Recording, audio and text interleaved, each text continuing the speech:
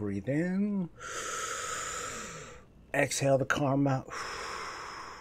And y'all might want to hold your breath because we're going to be jumping into a toilet in like a little bit. You feel me?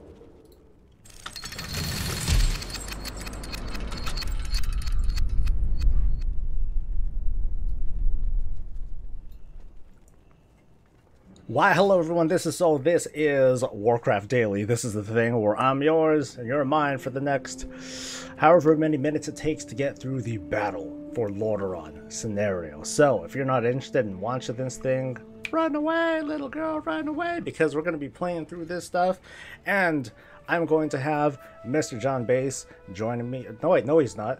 John Bass is the person that's talking in chat. It's actually going to be Zach from the Nerds Templar joining me. I'm sorry, Zach. I like ruined you already, didn't I? Not really. See, what you did was you got my name mixed up, which is fine. I do that a lot, so I don't take offense to it. And John Bass is a pretty cool guy, so I'm okay with getting confused for him. He managed to get first comment too, so he does. You know, good for him. What a nerd. He comes in first.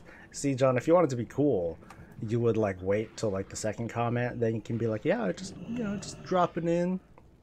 My busy schedule kind of keeps me occupied with stuff, but I noticed that you were on and I thought I'd drop by. That's what you should have done, John. But I want to say hi to everyone else who's swinging in this morning. And like I said, we're gonna be doing the Battle for Lordaeron scenario together. We're gonna be playing through, reacting to stuff. So if you're not interested in watching this thing, go the hell away, please. Don't spoil yourself. Enjoy the experience on your own when the time comes, at your pleasure. And in the meantime, don't talk to anybody.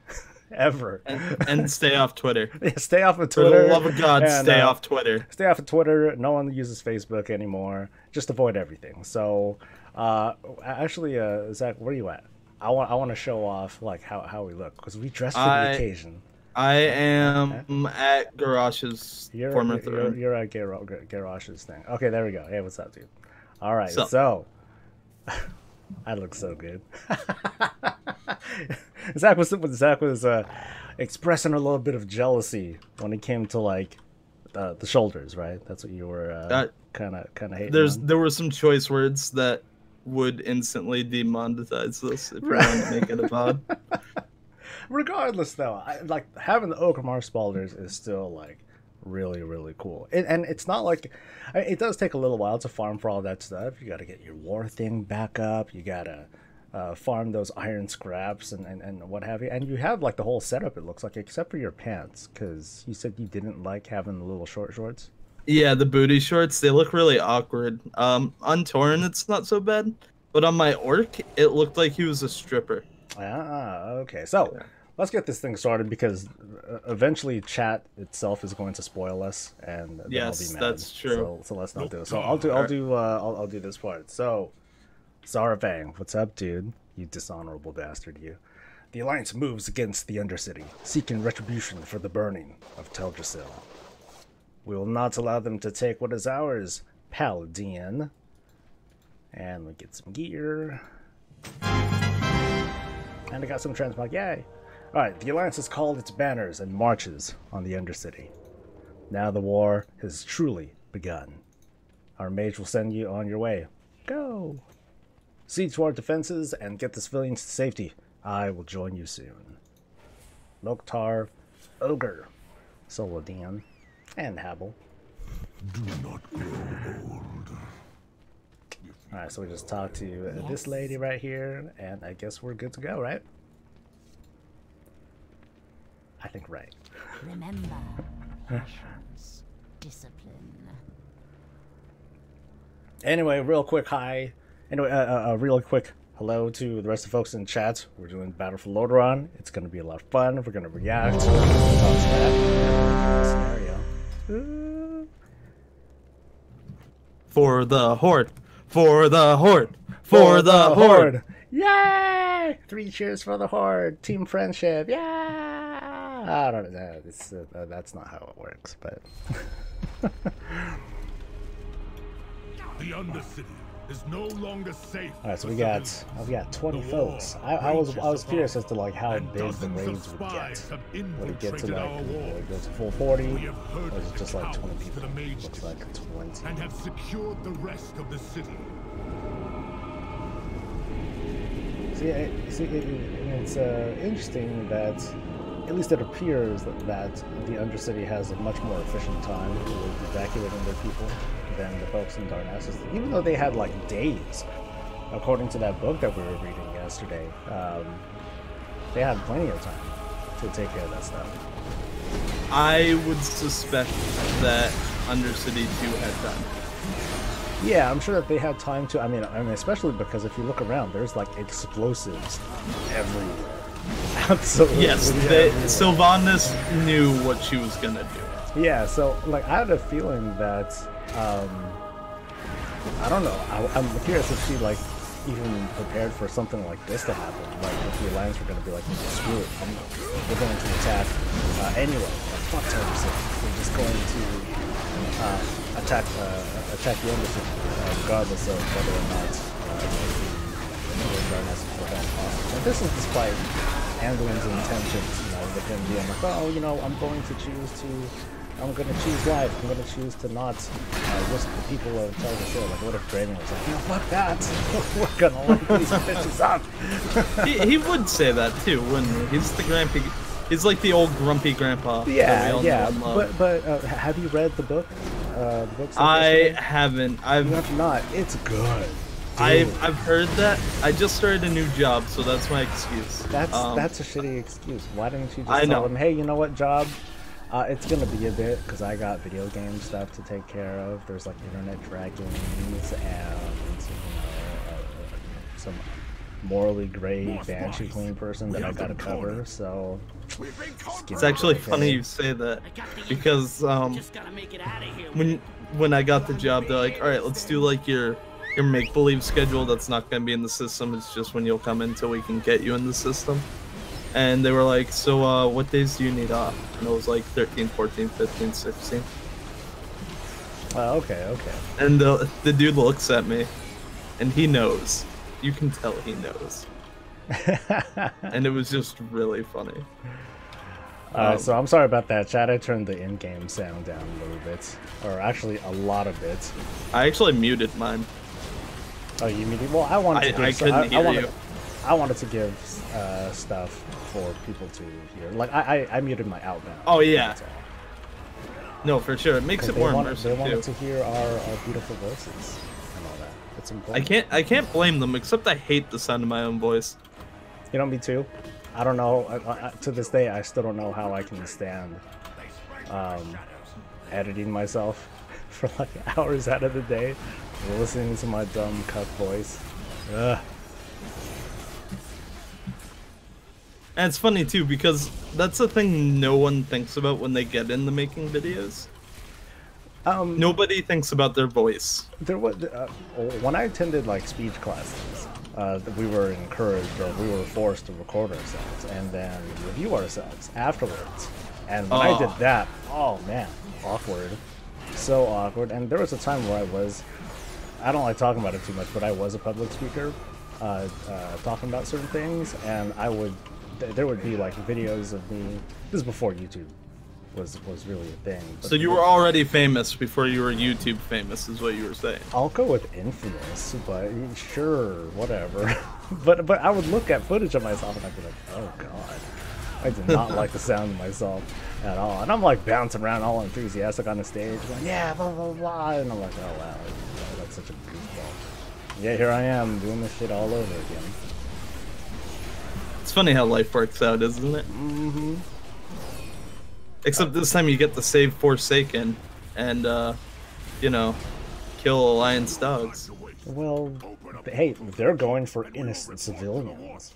So, we're just trying to defend them. God. That's true. Honestly, we didn't do anything. We as players didn't do anything. That's all I see.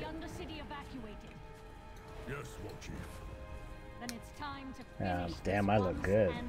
Look at that. Let me I just want to find- see Sylvanas like kind of interrupt herself and be like, "Oh, looking good, Blood." Damn, move Yeah. aside, Nathanos. Where's he at? Where's that fucker at? He'll be here later. So Oh, fun right. fact, during the beta, any small update they did, I would replay the battle for Lordaeron to see if they added more. And what have you noticed over time? It's exactly the same as the last build in the beta. But I was always because it was my first beta and I didn't know they held the cutscenes back.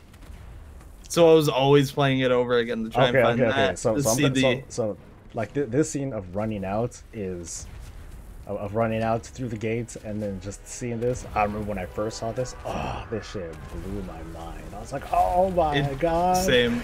They're all fucking You feel coming. so immersive in it. Yeah, it feels good. It feels good. Like like you look out there and we're like, oh, we're fucked. Hi, Brill. Hey, Brill. I feel bad that Brill was just annihilated off screen. Yeah, we're undead gonna get their skeleton mounts now. Yeah, like, come on, man. Where's the justice? Like, do we need to use a bronze dragon every time that we want to do this stuff? Listen, it wasn't Brill that destroyed the tree. Okay. Yeah, they're just looking for. They're just blindly looking for vengeance. God. You have no idea what you're up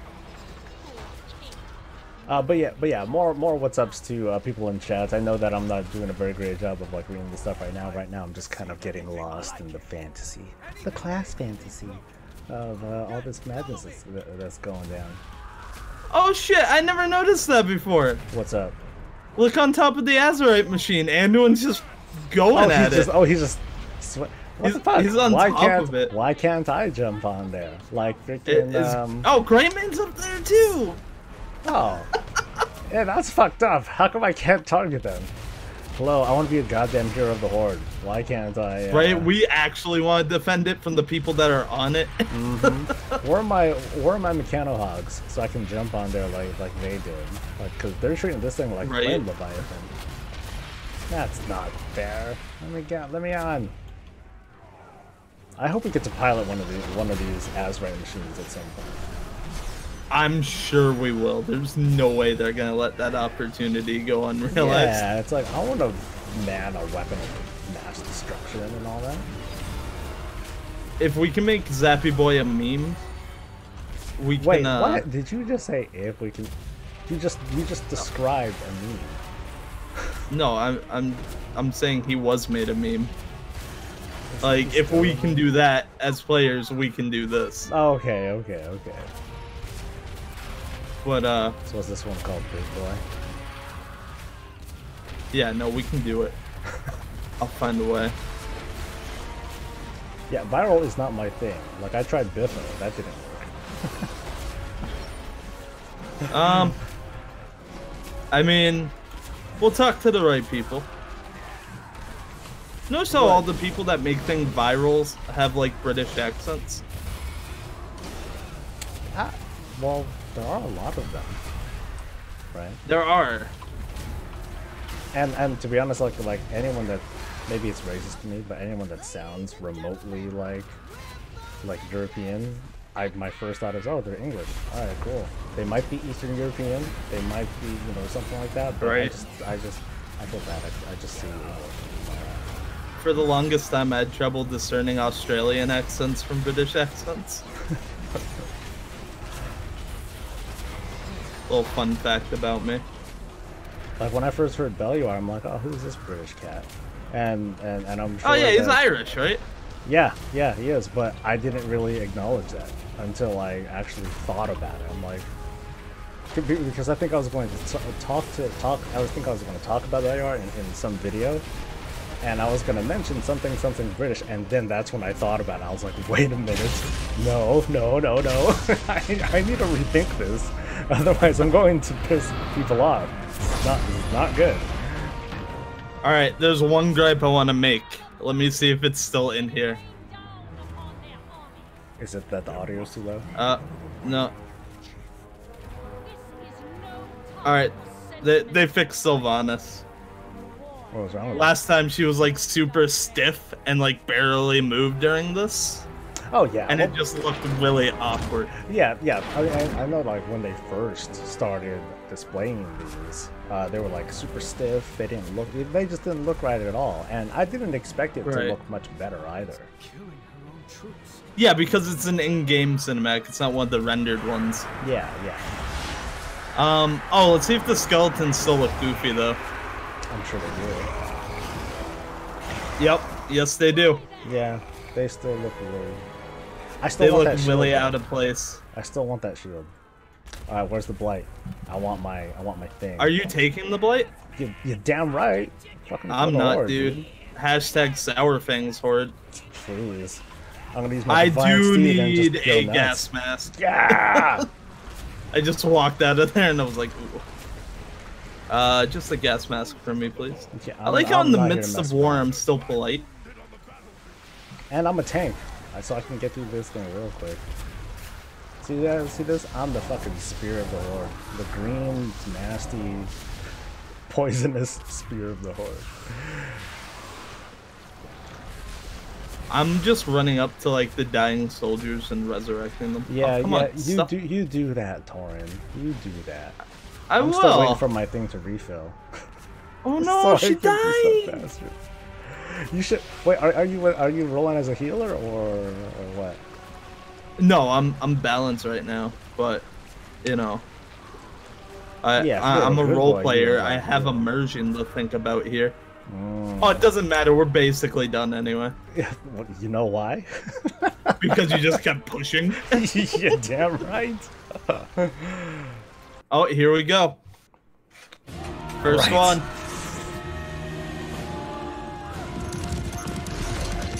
Look at Greymane. The blight has broken our ranks. Our assault has been for nothing. This looks so damn good. What now? What now? What the fuck?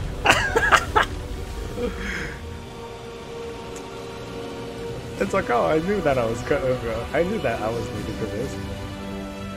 Jaina.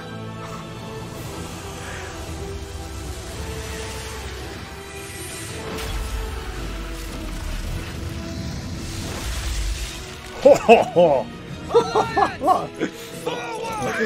WND the fuck out of those guys.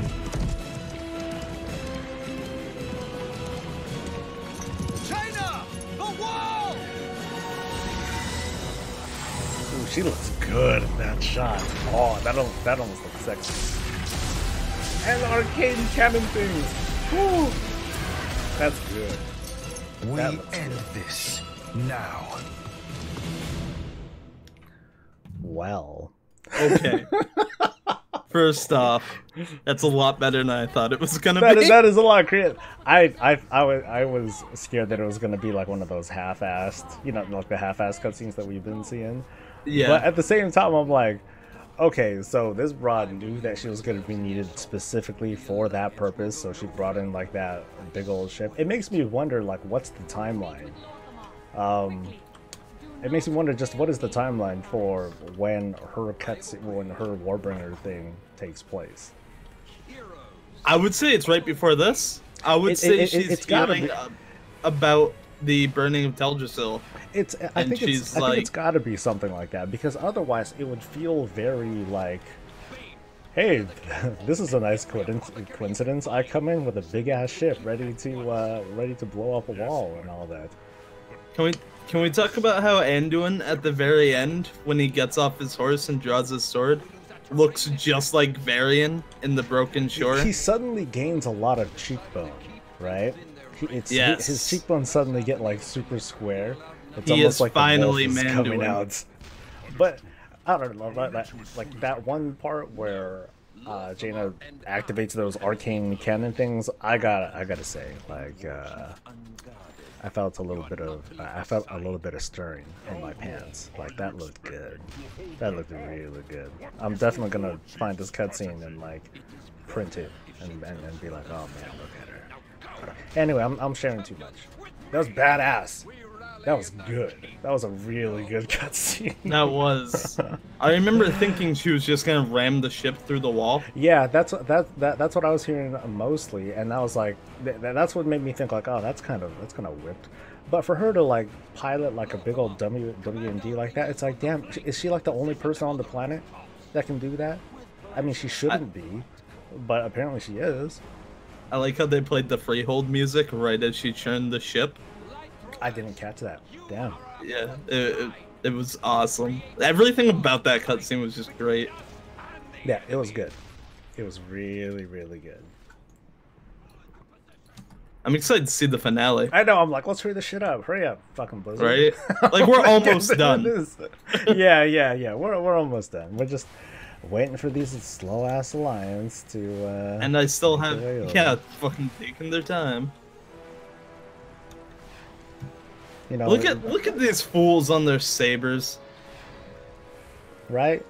Like, we just saw like a big old arcane artillery ship blast the crap out of a wall, and now like these little cats are coming in. Like, bitch. Hey, look at me! I won. I killed Anduin. Haha. Mondo, we are gonna raid tonight. It's going to be like a grand tour. We're gonna do all the Legion raids. So it's gonna be a chill night. We're just gonna drink, hang out, have fun. It's not gonna be very serious. Like I said, we're just gonna do all the old raids and Void. have a good time. What could it be? Oh my god. You know. That's ironic. You know, I thought that came to mind is that now that we know that it took days for Teldrassil to be not evacuated, where was the Vindicar the whole time? Was it like gassing up or something? Okay. Let's talk the Vindicar, because I don't get it either. Yeah. Just real quick, because I know we're like going off topic. We're like we're going through like this awesome. Where's the Vindicar here? Yeah, where is it here? Is it really gassing up? Are they going on like the space cruise? Or is it retired? Yeah. Like part of me was thinking, and maybe it's because I was at the gym at the time. I'm like, okay, maybe during the events of Teldrassil, I think Lordaeron's around. They were trying to knock boots. You feel me? Like the Vindicar was shaking. Yeah. Like it was busy. They were trying to see the sights, have a little like second honeymoon sort of deal. I mean, it's been 1,000 years. They want to at least try to relax and you know, hang out in Mulgore. Yeah, and bang, because they would. Why not? Yeah, why not? Well, that'd be quite the explosive event, I've been told. Maybe, but I wonder, like, if they like hold themselves back, like, would that weird reaction between them, would it be like suppressed at some point? Come in. I will. What? I will, thank you very much. Cool, guests. Alright, this bar needs to fill up faster. I want to get to this cutscene before I take a quick look at chat. So what's the plan for today? It's going to be group leveling or solo. Mondo, I'm going to be streaming, of course, and I'm going to be in group chat with everybody, but I don't know if I'm going to be doing it with people or not. I'm not going to be racing, though.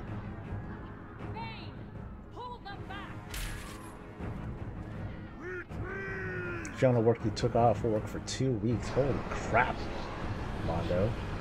Damn. Am I going to do the Alliance side? No, Daryl, I don't. Oh, I'm not going to. I don't have an Alliance character that's max level. And even then, I already have an idea of what's going on, unless the cutscenes are totally different. Are they totally different? There we go. I like how she just hops off. No, they must not escape.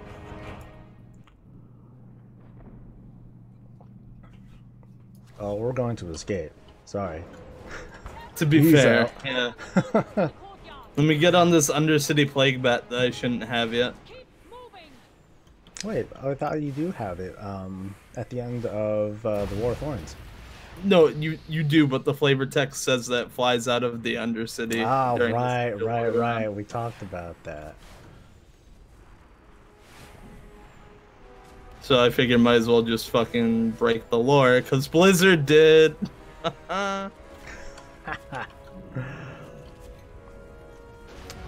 Sorry, Fang, you're not worthy of those shoulders. Give them to me.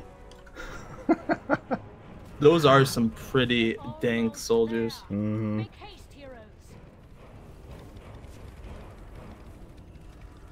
Right, that's right. We are at the end of the scenario. Yeah. Yeah, it's a quick scenario, but it's so good. Look at him. He hasn't put all his armor back on yet. I thought he only had like one piece. But did he always have two Cinematic, he had pieces on? two. I forget. Oh, he had two? Okay. In the cinematic, he did. He just An didn't old have soldier. time. Is this how you meant to achieve victory? This honorless travesty? Honor means nothing to a corpse, Sarfang. Yeah, Sarfang. Luxury underestimated. But it is something with which I am intimate. I wonder if that bug is still there. Like, if I go all the way to the door, like, will it automatically end the scenario? This goal is worth saving. I'm not Don't gonna- you dare. I'm not. I'm not going to. Don't worry. Stand among us. So die your warriors dead, High Overlord Sarfang. No problem, Mondo. Perhaps I will raise your broken body to serve me once more. That's a huge threat. Perhaps you will have a chance to say Well, it's not hello like she's to threatening to your kill him, just to raise him afterwards. That's a threat to him, though. He doesn't. That happened to his son. You are invited to bear witness to the grand finale. Yeah, grand finale. I'm RP walking there. I don't even care. You know, someone's going to trigger it. Oh yeah, yeah, that's true. Yeah. Oh, this is it, baby. This is it. So stoked. All right, here we go.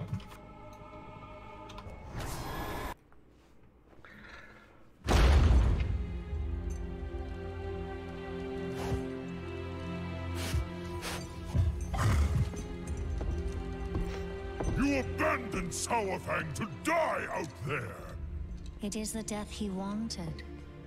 If that troubles you, you're free to join him. Or you can tend to the living. The choice is yours. For the Horde. That's not spiteful at all. You know what must be done.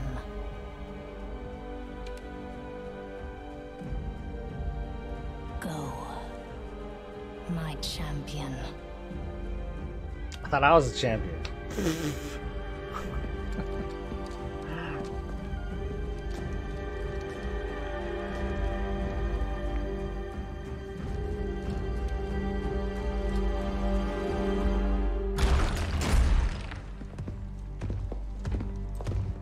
Dude, you got blood on that sword. Damn. Look at you. The boys playing soldier. Our king just routed your army! Muzzle your dog, your majesty. Sylvanas Windrunner, you have led the Horde to a place without honor. Lordaeron is ours. It's over. Your father would be so proud. Is that his? You've gotten it all bloody. Only one of us wanted this war.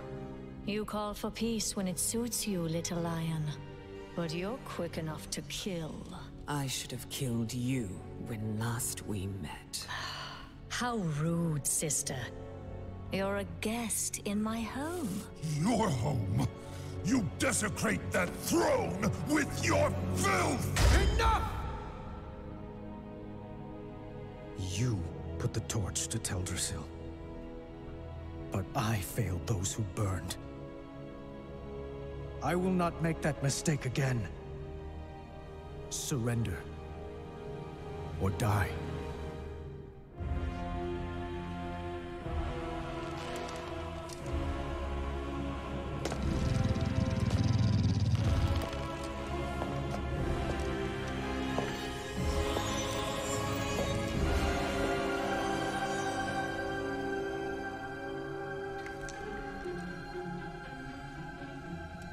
You've won.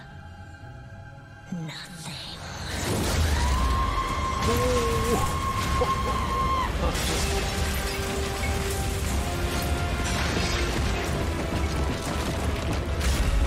Ooh. The chamber's there.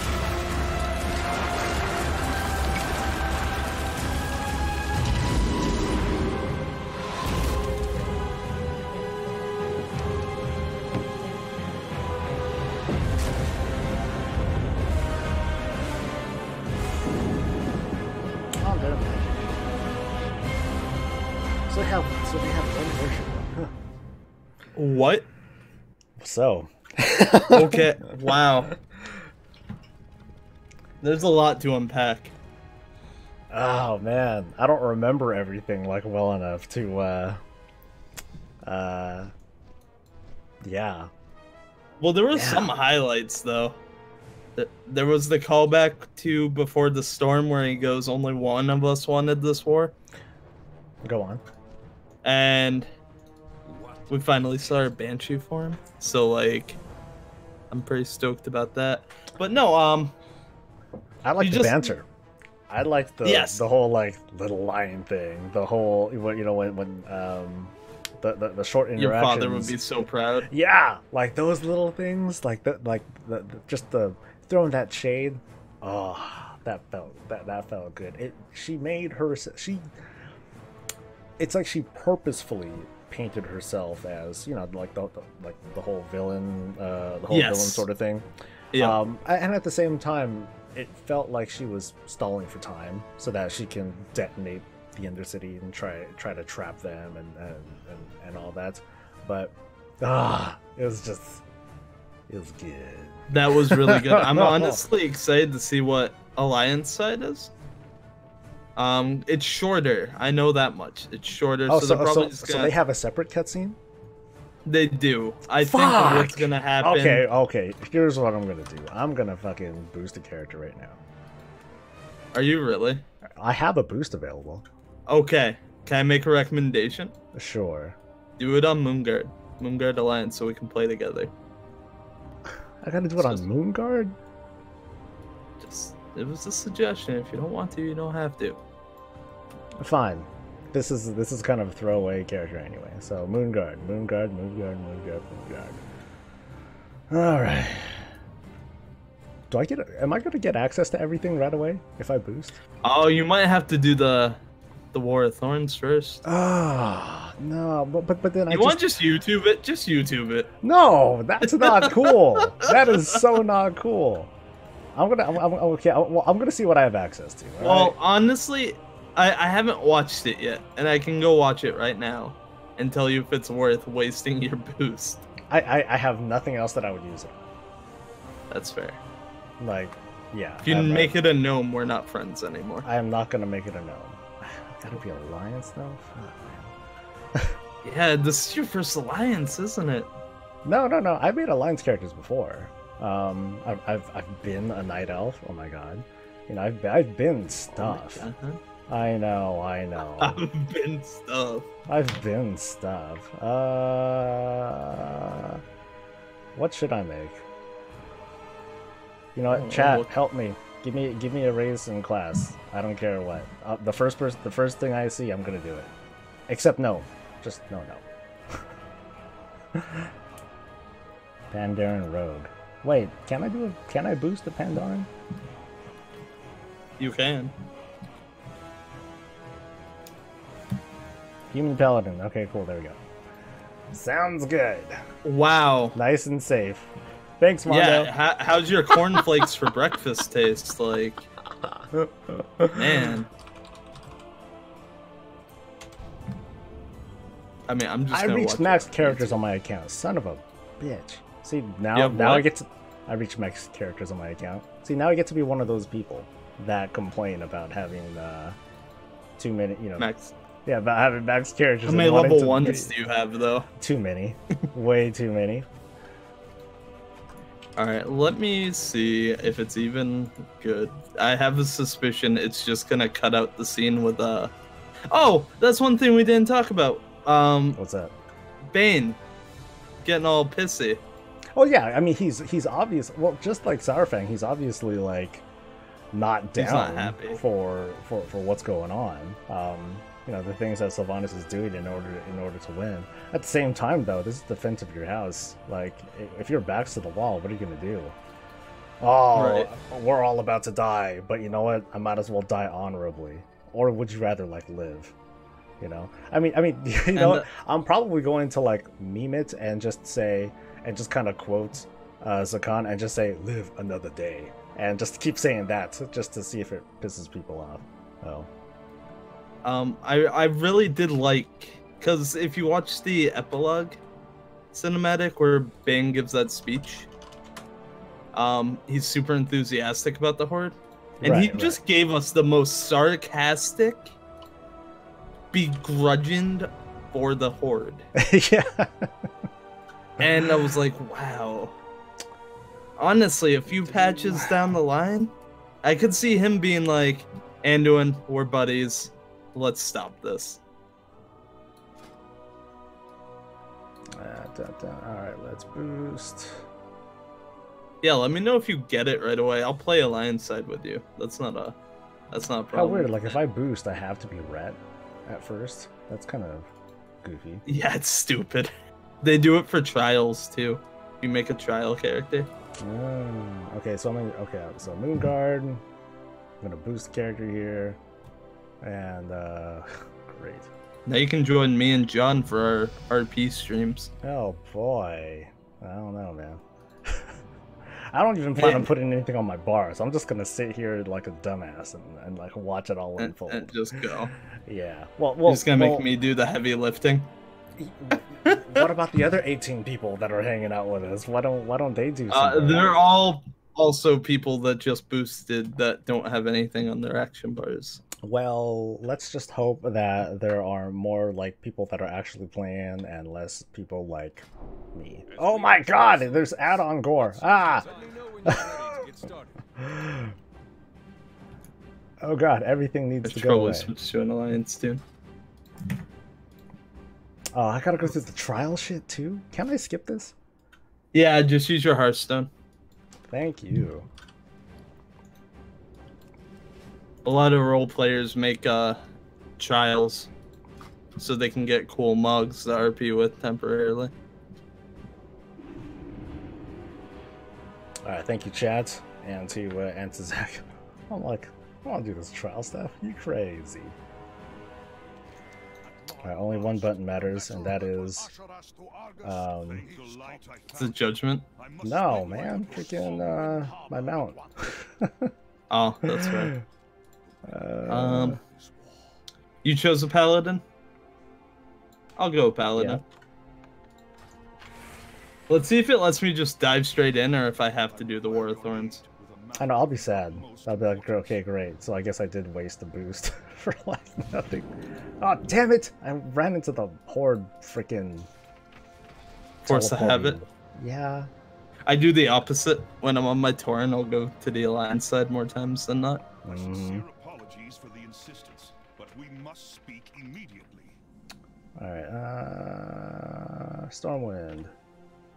I like what Mando said.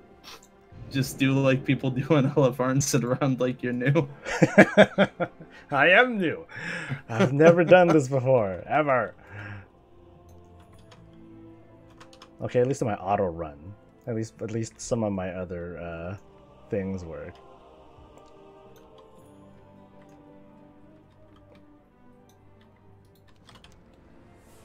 Okay, so what does this have me do? Man, there's some Moonguard hate going on in the chat. Oh, is there? Oh yeah, you'll get herpes. True quote.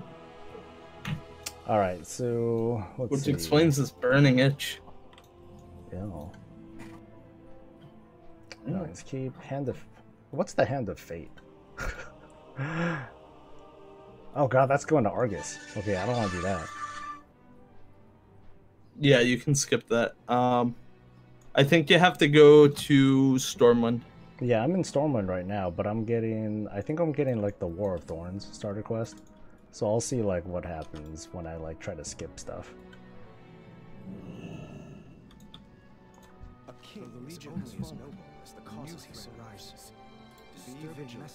Oh, there's so he's talking. See, Chris so Brown gets it. He has characters on Horde and Alliance Moonguard, and not every Moonguard player is in the ERP.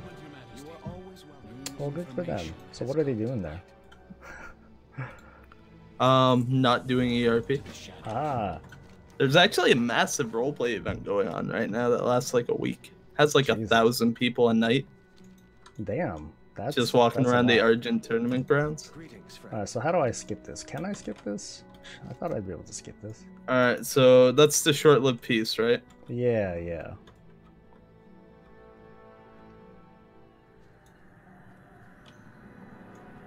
Okay, I don't want to do the whole warathon. Like, how do I skip it? Or is it like locked by faction? Because that would be very doo-doo.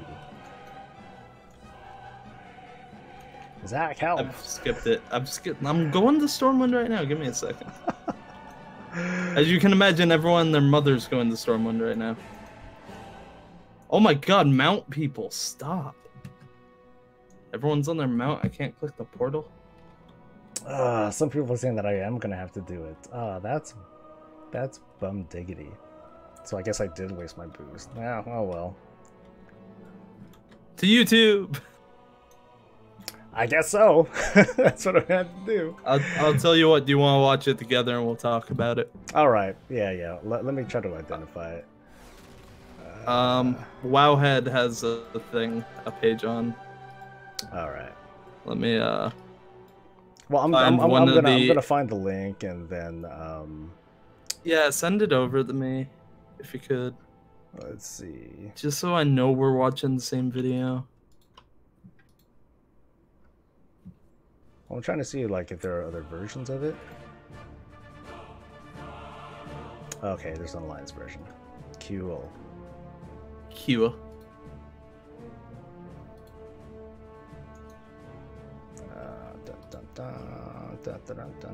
Alright, I'll link it to you, but I'm gonna download mine. Where is it? Now, why would you do that? That's what cool people do. Come on, man. That's true.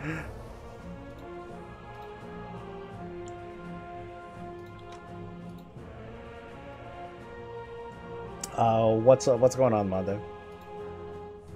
If we were just gonna watch the part where they walk in onwards, like in the Horde cinematic. I'll watch the whole thing. Like it's 2 minutes 54 seconds according to this. Yeah, thing, it's not hard. I'm too gonna download it if that's what the cool kids do.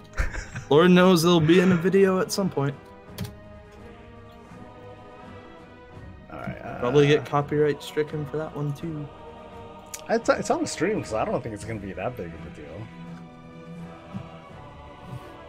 Oh no, I like to make when I do my videos on the cutscenes, I like to just have the cutscene going in the background. Ah. Some call it lazy. I call it that's the only way I know how to present it. Well, now that I have a freaking Alliance character on Moonguard, then I guess I can goof around with you dudes every now and then. Every now and then.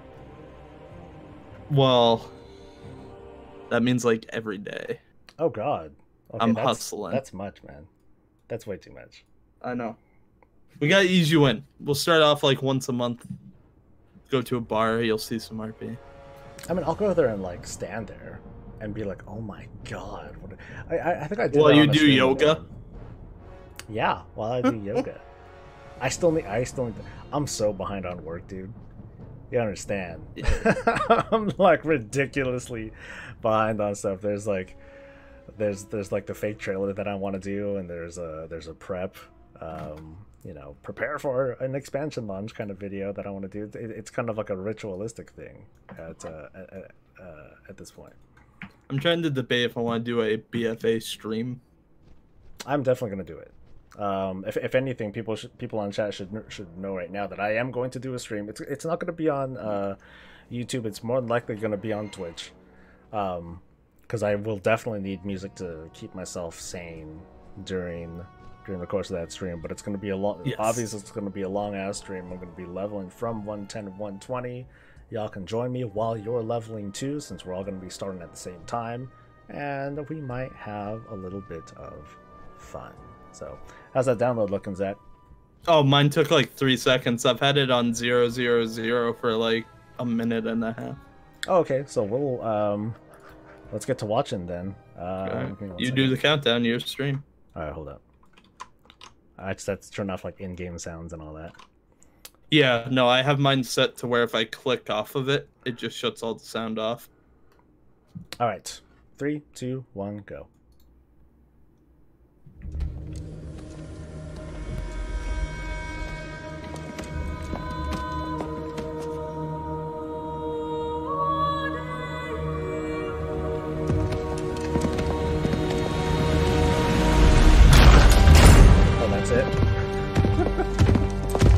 That's the only difference. Look at you. The boys playing soldier. Our king just routed your army. Muzzle your dog, Your Majesty. Sylvanas Windrunner, you have led the Horde to a place without honor. Lordaeron is ours. It's over. Your father would be so proud. Is that his? You've gotten it all bloody. Only one of us wanted this war. You call for peace when it suits you, little lion. But you're quick enough to kill. I should have killed you when last we met. How rude, sister. You're a guest in my home. Your home? You desecrate that throne with your filth! Enough! You put the torch to Teldrassil. But I failed those who burned. I will not make that mistake again. Surrender. Or die.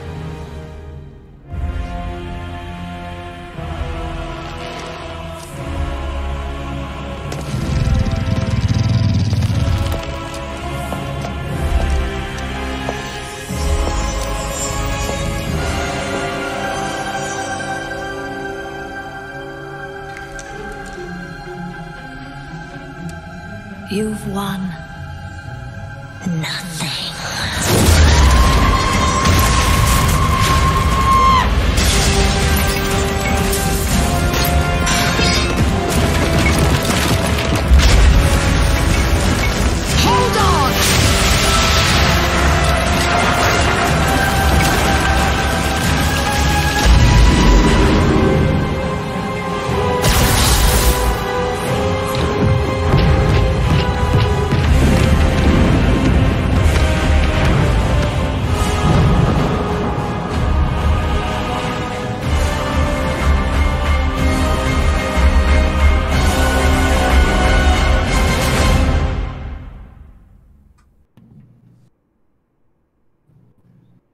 So not entirely different. No, just like the intro. Oh, apparently the green screen was messing with the video. That's pretty sweet. The what? My green screen was messing with the with Oh. the video. That's kind of cool. Well, that's okay. There is one thing we didn't talk about when we watched the Horde version that I really like. What's that? It's when Anduin says you may have put the torch to Teldrassil, but it was I who failed those who burned. Yeah, go on. I really like how he's saying she did it. She's the bad guy, but he is also the blame. Right. It's the whole responsibility as king and all that. He was the one who authorized the the marching orders. You know, when because I know you didn't read the book, but you know well enough that the Alliance thought that the Horde were going to Silithus, and it turns out that they weren't.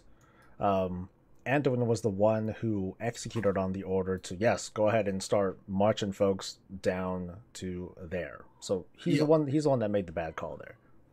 Not so much the bad call, With but the he's the one who was information, yeah, it wasn't a bad call. It made sense. he made the right call based on the information that he had. The information was bad, but it's not necessarily because the information was poorly received. It's just that they were fooled. So I'm going to the Undercity. Ooh, that's a solid idea. Yeah. I also like how when she downplays Anduin, not calling him king. Little lion. Greymane just goes, "Our king just routed your army." Yeah, it's like, way to give him props, Greymane.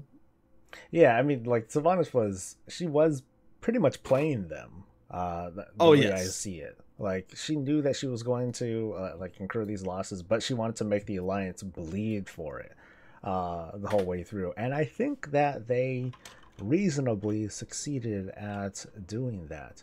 Meanwhile, though, man, this place just got this place is trashed. I'm taking a look right now, and yep, things ain't looking so good. I'm still gonna call this like an overflowing toilet. That's It is, That's my call. essentially. Undercity has a huge sewer. Well, it did, but and now it's all kind of coming out. it's all a sewer.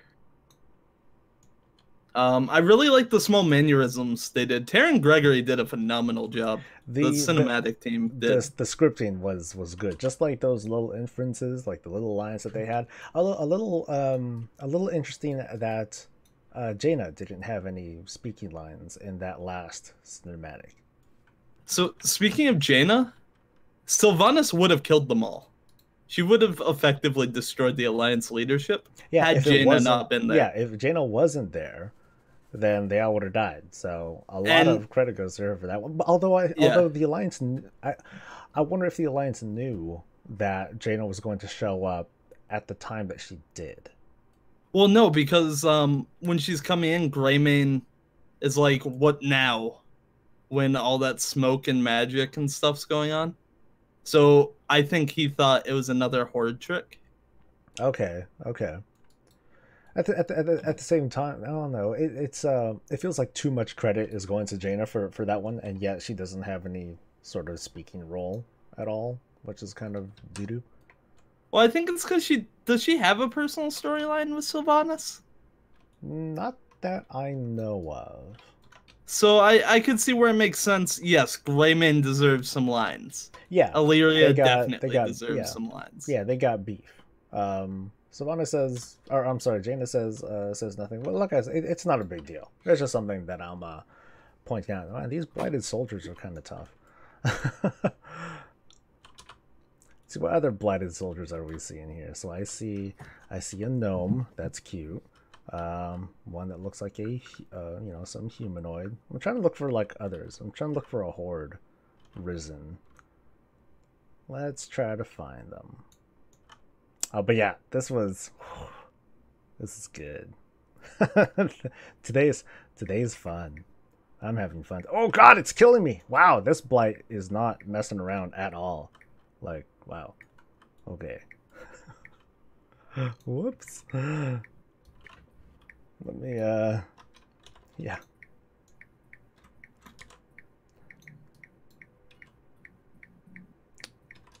Alright, so the blight is more potent than I thought it was going to be from the... Oh, how interesting. There's a lions here too. I guess they're celebrating. Not much to celebrate. No. Also, did they forget that Sylvanas is a banshee? No. But at the same time, I'm like, man, this bitch can fly like pretty handily. And I just got shot down over the Undercity. That's not good. Oh, so you're in the plague? Yeah. So I think I'm like totally fucked. I really hope they give us a toy at some point that's like a gas mask. Ooh, that would be cool. I mean, I know that we have like little plague-like things that we can throw down. But yeah, that bitch can fly. That's not fair. She didn't do that previously. That's quite efficient of her. It is. It seems like a tool in her kit that should be utilized more often. Well, I don't know. Maybe it causes like, I don't know, unnecessary stress on her humanoid body or something like that. It could. She does always scream. That's another thing that I'm a little bit surprised about, that she just didn't use her Banshee Scream to also like totally cripple everyone that was inside too. I mean, you think about it, you use the Banshee Scream indoors with stone walls and all that. You figure that would like super enhance the problem that anyone in there would be in. Like, right. They would get fucked. All right. Overall, how can I get out of here without dying? That was really well done, and the Horde got a longer cinematic with more like details. They got a little bit because of the whole interaction between Sylvanas and Bane and Nathanos. So they needed to get those interactions out of the way before the actual meeting started. Yeah, which I liked. I liked that they took the time to do that. Yeah. I like how now they're going more for what makes sense narratively rather than All right, Horde and Alliance both get 3 minutes on the dot. Do what you can. You know, I wonder, like, with regards to Jaina, because I see some folks in the comments talking about it. I wonder if Jaina raising the ship is somewhat, kind of like a cool to Ross thing, like a Tide Sage sort of dealy. Because otherwise, shoot, why doesn't everyone just raise up their own ships and start flying them around all crazy like? So I want to stress this. Jaina's probably one of, if not the most powerful mage on Azeroth. I feel like if her and Khadgar got in a fight, she could win. There's a reason she led the Council of the Six. And she's dating / banging a blue dragon who is the aspect of magic. Okay, that goes into like totally not safe for work territory with regards to what is making her stronger. But no, I'm just saying, like, so I'm gonna go there. but that does it relates. I don't know if that adds much though.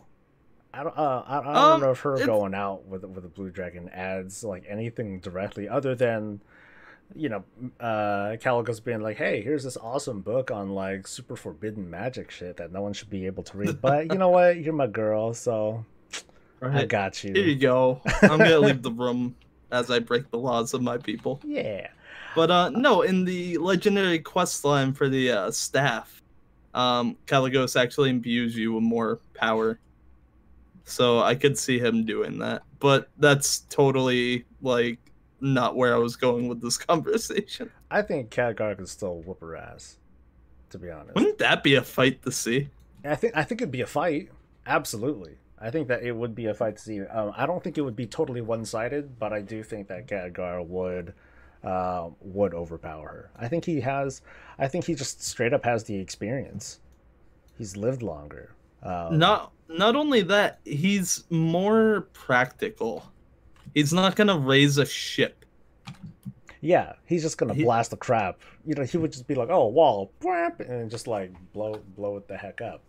I mean, that's what he did in the Warlord's intro. Like, he saw a dam, he's like, I should do something about this dam. And so he just takes all 3 schools of magic, smashes it all together, and throws it at that wall and blows it up. Yeah, because those magics aren't meant to work together. It's volatile. So he made it work to his own end. So that's why I think ultimately Khadgar would like win, so to speak.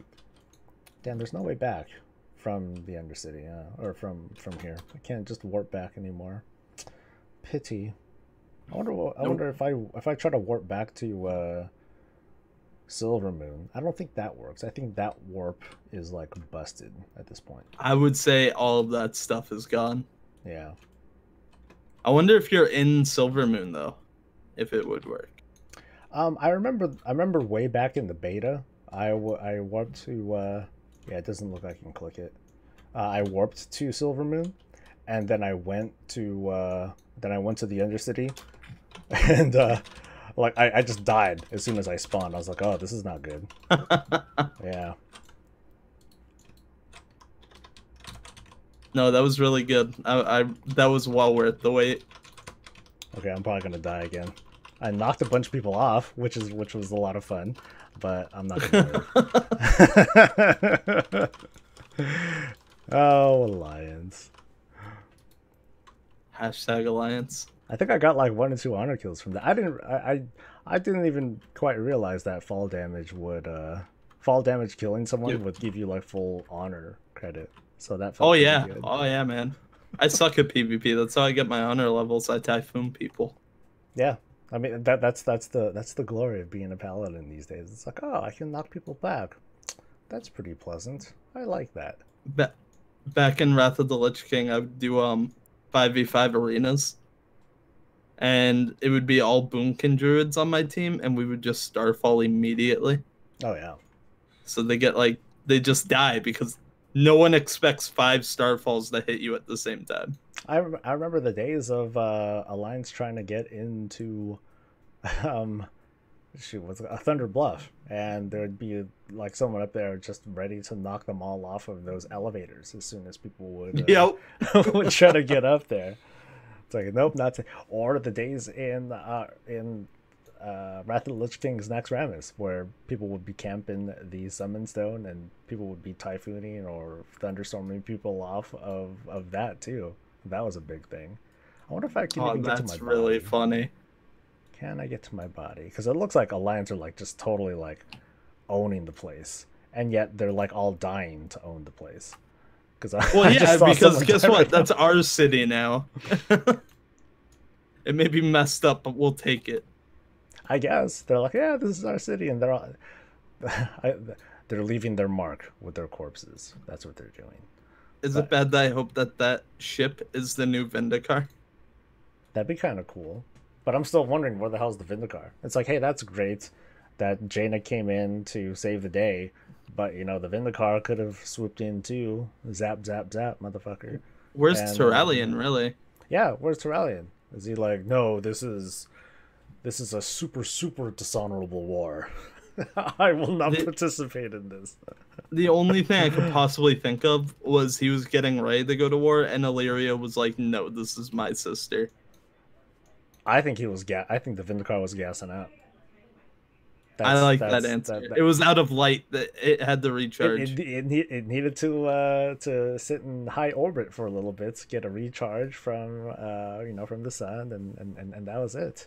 Yeah, listen, people are still rating in Taurus. It needed to be up there for those people. No, but then Taurus is gone at this point. Remember? I was just being funny because people are still rating in Taurus. Oh, that's true. And you end the raid on there. Man, this is it. This is the last week. Yeah, it's rough. I don't know what to do. Do you have anything left? Anything on your little bucket list and all that? No, it's just wait. Do the regular reset stuff like old raids and stuff. Yeah, that's the plan tonight.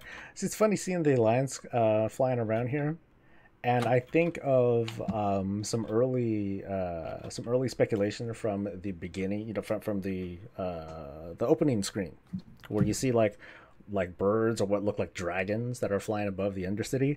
Yes. I figured it out.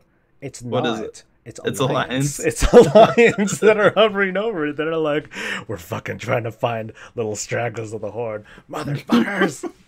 That's it. We solved it, guys. This is it. We did it.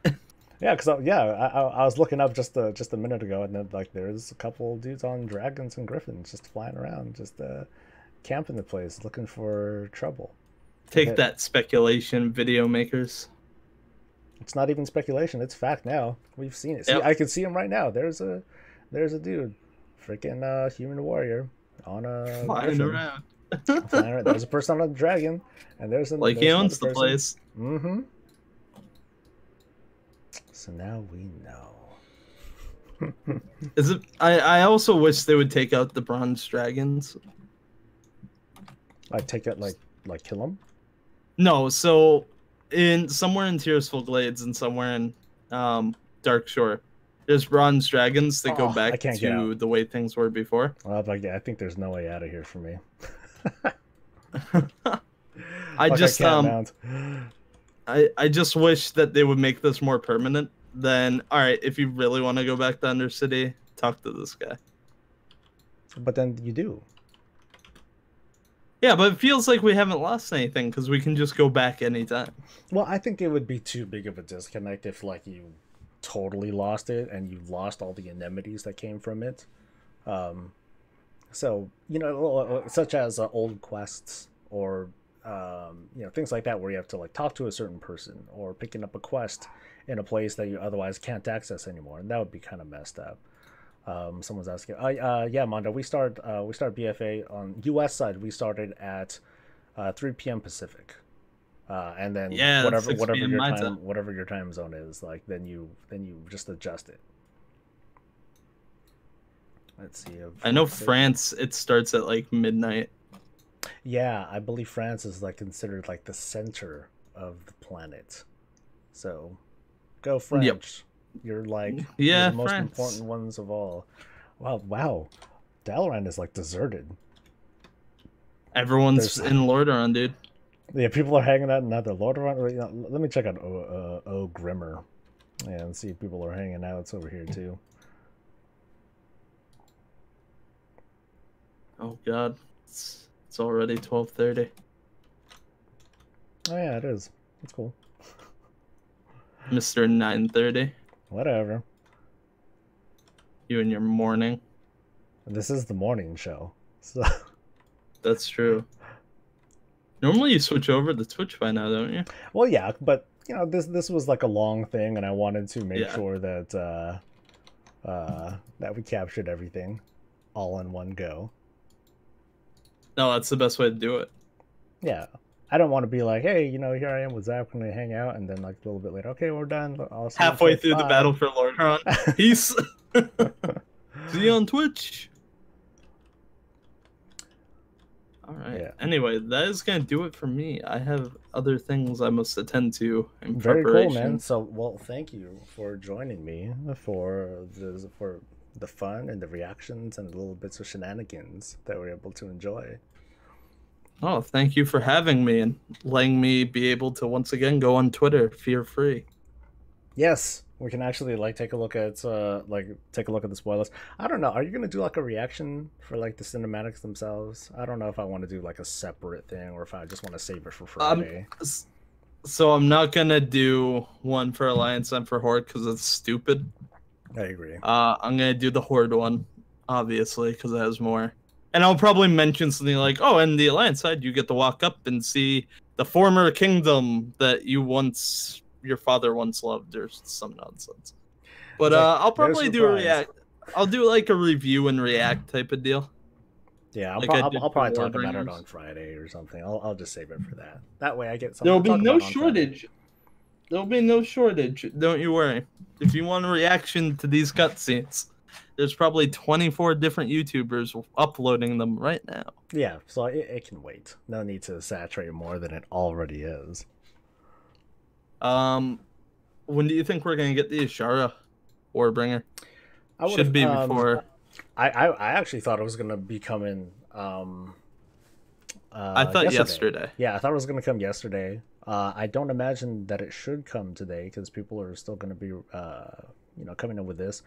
I mean, for all we know, we might get it like the day before launch. It could come at any time, and I see no problem with it because Ashara's story feels, at least at the moment, unless there's like some sort of direct connection with anything that we're going to see in game right now, it would feel disconnected. Yeah, so they can deploy it anytime they feel like, and it wouldn't be a thing.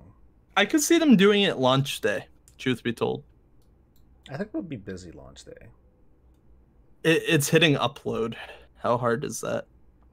Actually, I don't even think it's hitting upload. I think it's hit to set to visible. I think that's what it is right now. But YouTube's already got it. It's just waiting. Yeah. So I'm pretty sure that it's going to be. I think it's going to be before launch, but anytime they feel like they could do it. I mean, hell, they released the Sarfang cinematic at kind of an awkward time, and I know it's because of the China E3 event that was going on that day. I didn't know they had that. China has like their own sort of E3, which is amazing. I'm like, oh, I didn't know that China had that big of an industry with gaming that they can do something like that now. But they did it, so they can do it anytime they want, guiltlessly. Right. I don't think it's going to be a big thing. I'm gonna go to bed tonight. Wake up 2 hours later. Wowhead's like, new Ashara Warbringers, and it's like, all right. Yep, time to get to work. Time to get to work. Anyway, let me go ahead and let you go. All right. Have a good one, everyone. Be cool. I'm not gonna say stay breezy, but I just. It's my thing, dang it. It's my thing. I know. Stay classy is my thing. So, stay classy.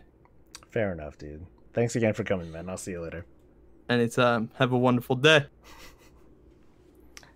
So that, folks, was Zach, the Nerds Templar, joining me for the reactions of the Battle for Lordaeron scenario, and it was good. I had fun. There was a lot to glean, not too much to learn, but we do once again have just one more bullet point to emphasize the conflict between the Horde and Alliance. And now we have a big old overflowing toilet in Tears Fall Glades that I guess we call the Undercity. Yeah, I was recording. That's why we're talking. Hey, hey, hey. But that was a thing, and it was fun. I hope everyone had I hope all of us had a good time watching. Or if you guys are playing through it yourself, or if you've done so, cool. Let's see. The Alliance Center had more encounters on the side. Any world quest near Undercity? No, there were no quests or anything like that in the Undercity. So as far as we know, like timeline wise, it's, you know, we have 1 week. It's going to be 1 week of this and folks reacting to it, and then next week this is it.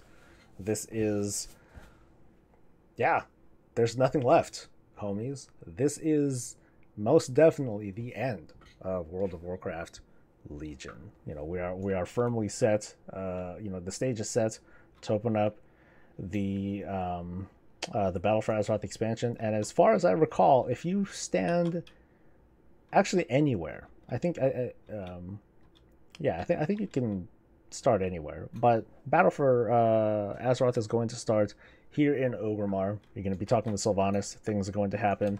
I believe, off the top of my head, on the Alliance side, it's going to start in Stormwind. So park your characters there, get them ready, get your supplies together, whatever last minute affairs that you have to get taken care of, start doing that, because 7 days, 6 days. Yeah, 6 days remain until launch time. Woo. Alright, I can't wait for the rest of the Horde leaders to realize Sylvanas was right all along, says Scoreballs. It's going to be interesting because we're seeing so much different back and forth as to, like, not exactly who's right and who's wrong, because there are characters that are clearly doing bad things, but it's more like who's going to prevail in the end. Who's going to come out on top, because the war just started. Obviously, both the Horde and Alliance, they have bloody lips. There are losses on both sides, and it remains to be seen who's going to come out on top, or if anything, in the aftermath, how much are the Horde and Alliance going to lose? Because we know that this is still a video game, and in the end, there more than likely isn't going to be a clear winner, as in, you know, the Horde aren't going to all be put into internment camps, and not all the Alliance are going to suddenly become undead in the next expansion or something like that. Nothing extreme of that level is going to happen, but we are going to see a lot of back and forth, and it makes me revisit the ideas of what's gonna. It makes me want to revisit the ideas of what's going to happen, and I guess because of because I'm already so far into it, I'm just going to hang out here today. I'm not going to go to Twitch today. It makes me want to explore the idea of just what other big losses or setups are we going to see from the Horde and Alliance that are going that are going to lead into more atrocities and more just awful things that will happen to folks in WoW. So, like, for example, Talia, a potential future queen to stand at Anduin's side. What if during the course of Battle for Azeroth she's killed? That would be, like, really awful. Alliance players and the Alliance characters here in game, they would be incensed. They would be pissed off as all hell. Meanwhile, the Horde might be like, who is this person that we just stabbed in the chest? Oh, she's royalty? We didn't know that. Whatever. Or Zakan, or Zappy Boy, as many people like to refer to him.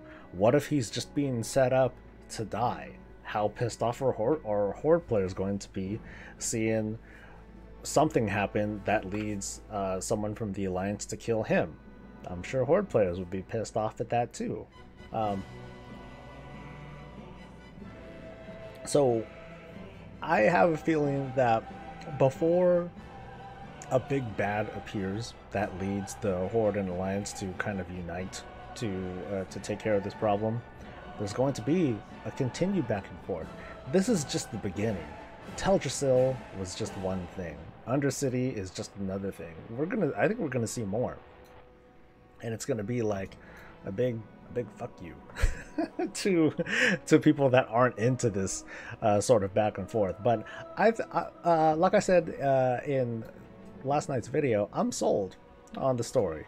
I like that there are extreme things that are happening and that Blizzard isn't pussyfooting the story, at least as it is right now. There are clear consequences, there are clear lines and distinctions between the motivations of these characters.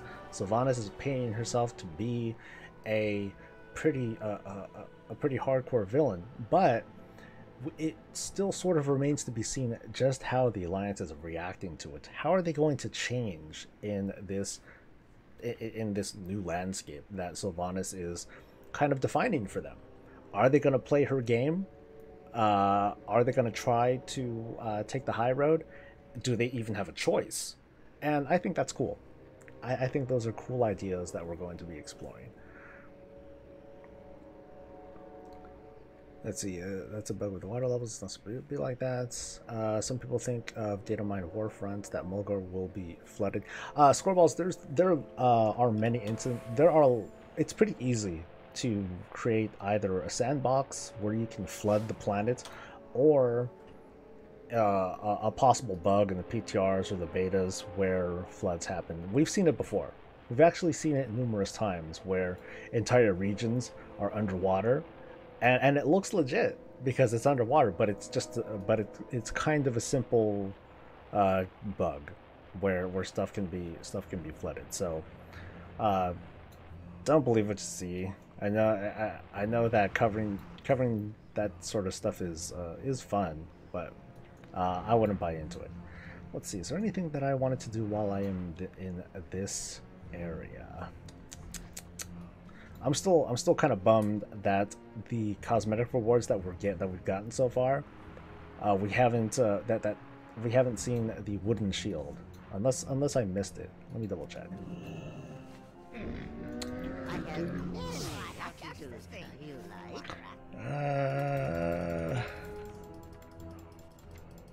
Nope, do not see a ghetto-looking, horde-looking shield.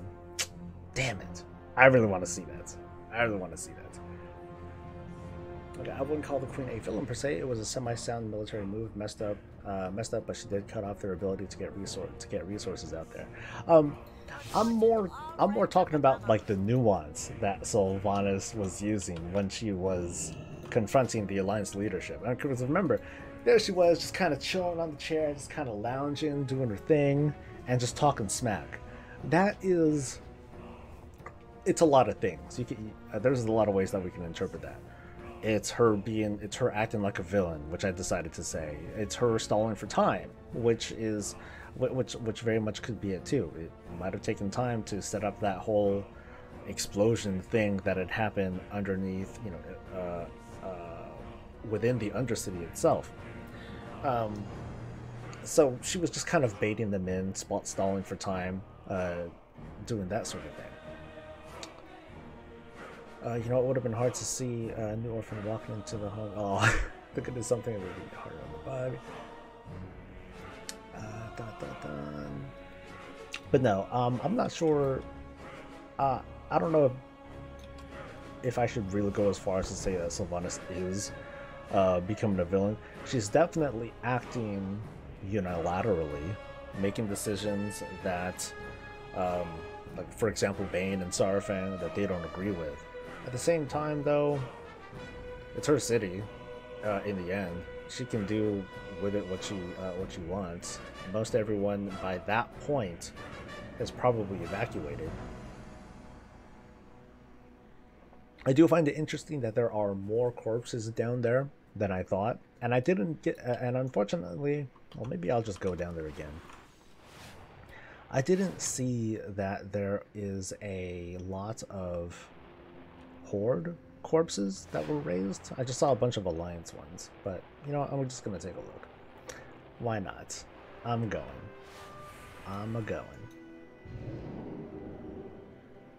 Orc leaders lose wars.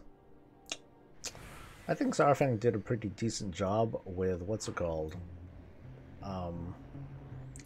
The War in the Sands, Scared War. I forget what it's called, but you know what I'm talking about. All right, let's look for some. Let's look for some NPCs, shall we? Let's go to Brill. Hi, Brill. All right, so there's a gnome. Okay. And there's a rogue. Not what I'm looking for, but yeah, I see.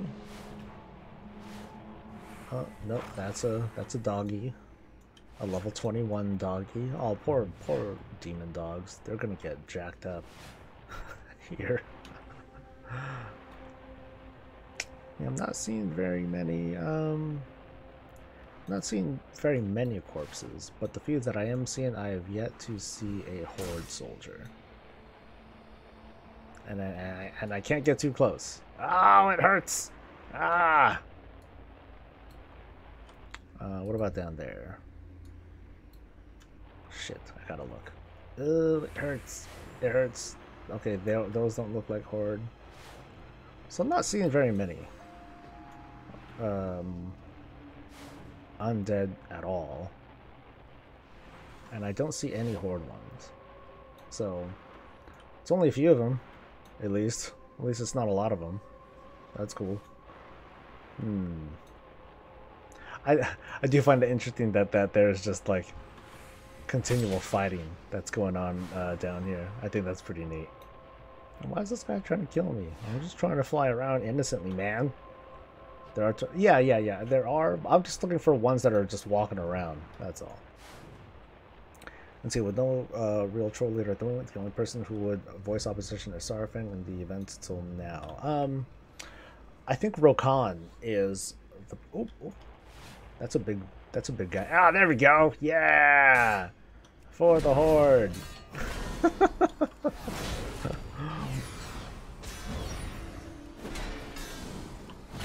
Anyway, Hoyolis, what's up? How you doing? Actually, I might need to like run to the John in a second, but let me read some more chat. She's been literally trying to keep Bane out of the loop. She let him end the Druid's lead efforts to see the wound in Silithus. I believe Bane knows what's going on. In the Elegy and a Good War text, or actually in the Good War text, it's heavily implied that Bane knows what the plan is. That Saurfang is he basically knows Saurfang's plan to take Teldrassil. So he's not totally out of the loop. Alright, Mondo. I'll message you once I get a glance at what's going on. But yeah, Payolas, and to everyone else who's joining me today. Hope everyone's having a good time. We just finished through the Battle for Lordaeron scenario. Right now I'm just kind of roaming around, looking for trouble, and just admiring the work.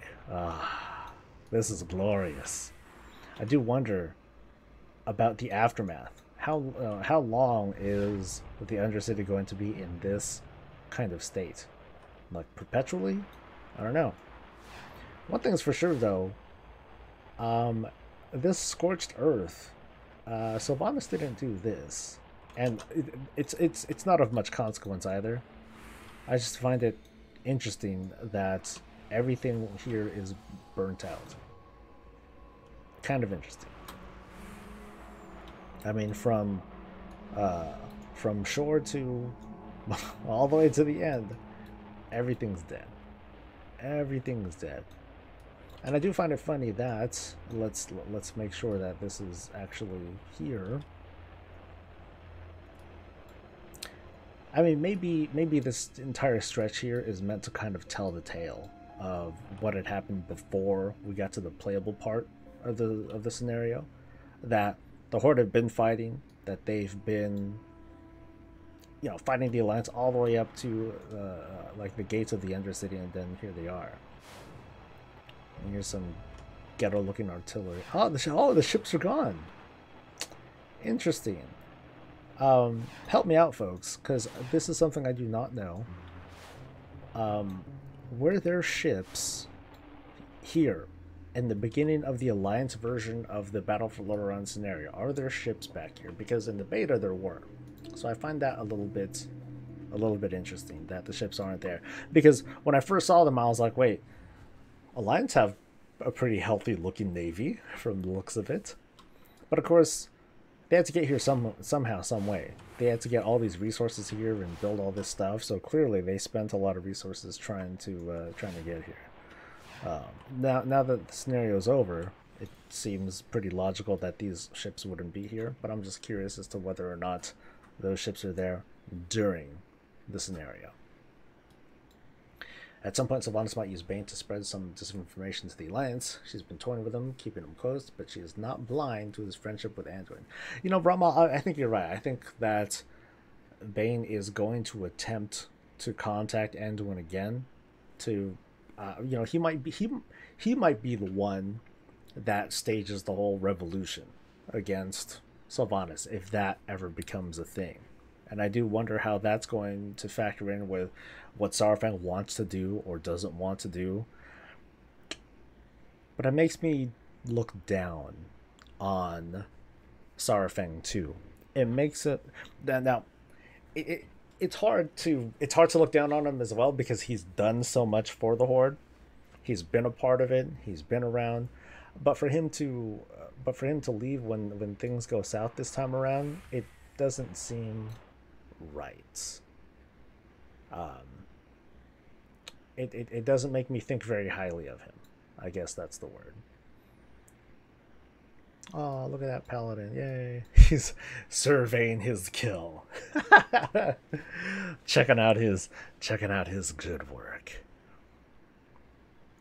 Well, yeah, there is a chance that Bane could talk with Anduin again. However, Bane did try to speak with Anduin covertly, and he was caught. So I don't know if Bane is going to make that kind of risk or not. If one thing is for sure, we've seen that that Sylvanas' Horde does a pretty good job at spy work. They do a pretty good job of deceiving the Alliance, evading them, using them to their advantage, and otherwise having strong counterintelligence. So I'm not sure if Bane is going to want to take that kind of risk, because if he does, he's going to risk her wrath. And it wouldn't just be him that's punished, it would be his people. So it kind of puts Bane in a tough spot. I think a lot of Horde leaders will start to work Sylvanas, but then someone like Jen will do something on the level of Teldrassil, and the Horde leaders will have to reconsider things. I do wonder, like, is the Alliance going to do anything bad, or are they, you know, are they going to be like the halo wearing good guys this entire time? It wouldn't feel right, because this is war, and in war there's a lot of dirty shit that happens. That's what makes me that's what makes me not very sold on how Saurfang was behaving. That in the battlefield, it's a melee. Think of a really fierce melee. The things that we've seen in movies. Maybe this is a bad example, but I'm trying to run with this thought. Think of like those crazy melees where everyone's just swinging a weapon and they kill somebody over and over again. You're trying to watch each other's back. And I think that's all Saurfang did, was just trying to watch each other's back. The whole thing about, oh, this was like a one-on-one duel, no one said that. No, you know, you didn't see, you know, 50 Horde and 50 Alliance making a circle around Saurfang and, I'm sorry, around Sylvanas and Malfurion, and they were like dueling it out one-on-one. You didn't see, that's not what was going on. This is a battlefield where fighting is happening all over the place. It's crazy.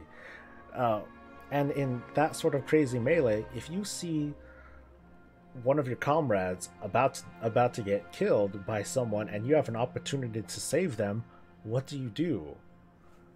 Do you let them die and then tell yourself it was the honorable thing to let them die? Fuck that. I would rather. I want to be saved. You're crazy, man. Like the fight between Sylvanas and Nelfirion, it wasn't that of honor. They were trying to straight up kill each other. They weren't trying to defeat each other. They wanted each other dead. They wanted to stop each other from going any further. There was no honor to be satisfied in that moment, and yet Saurfang is trying to inject his ideologies. He's trying to project his ideologies on things that that aren't compatible with that. That's how I'm seeing it. And you know, maybe we can't really get over the idea of what Sylvanas is trying to do, and she's an evil bitch, and we can't get over it. But that's just kind of how I see it. At least I hope we're not forced to siding with the. At least I hope we're not forced into siding with the anti-Sylvanas part of the. Yeah, well, remember, Scoreballs, this is a story that we ride. Parts of the story are going to happen whether we want it to or not. So the whole thing with like the Dark Spirit Revolution, maybe people were against it, maybe people were pro Garrosh, but the story was written and we got what we got. Let's see. Let me get that out. I am gonna run to the John really quick. I just need like a few minutes. If you guys could ever forgive me for that. But yeah, I'll be back in a few minutes.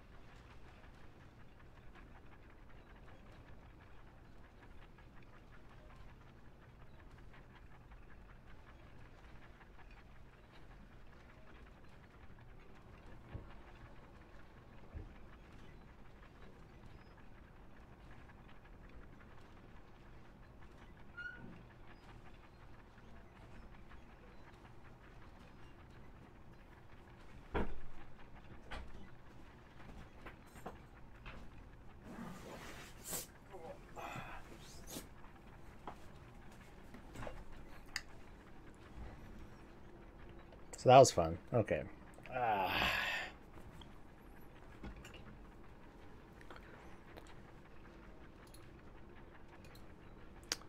All right. So let me look at some more chat stuff because these are some fun conversations. So Daniel says, so Blizzard is evening the odds, screwing both leaders. Sylvanas is a psychopath and Anduin is a moron.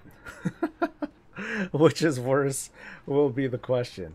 That's a dubious opinion, Daniel. I have a feeling that there are a number of people that would disagree with you, but they are painting themselves in certain lights. But the story has yet to be the story has yet to be finished. There's a lot more story to tell. Maybe Bane or Starfang is trying to work with Anduin to overthrow her, but because of the event, they realize that even if they disagree with their methods, she may have been right about peace with the Alliance. Live another day. Feel me? I'm gonna use Zakan's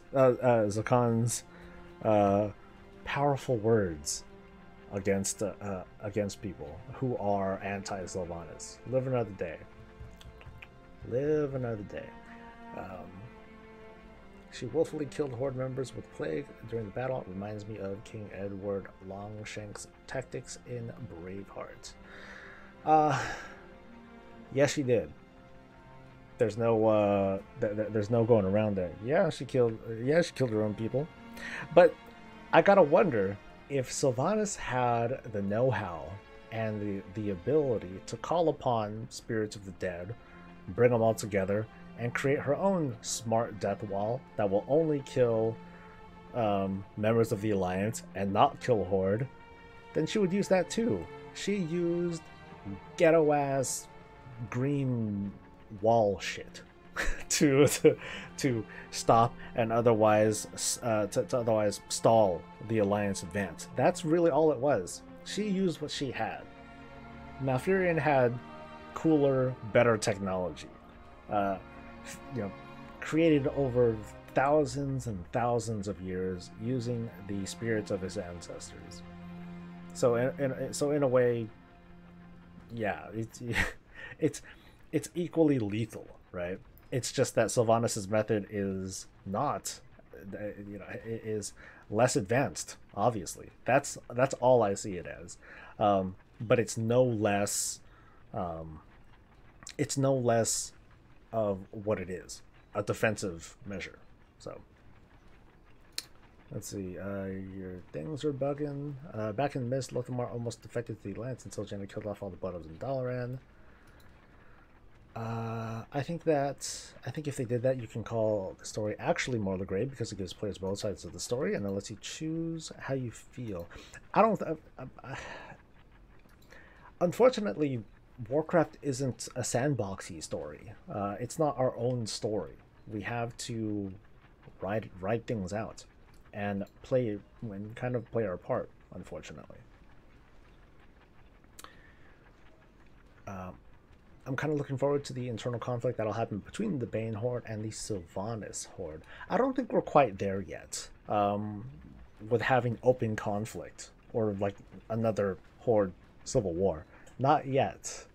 We might get there, but at least we're not there at the moment. Buy some stuff. Alright. How great is Sylvanas' spy network to know exactly how Saurfang feels? She was hitting it with jabs that were relevant to Old Soldier, which happens right before the battle. She even railed in him in the cinema.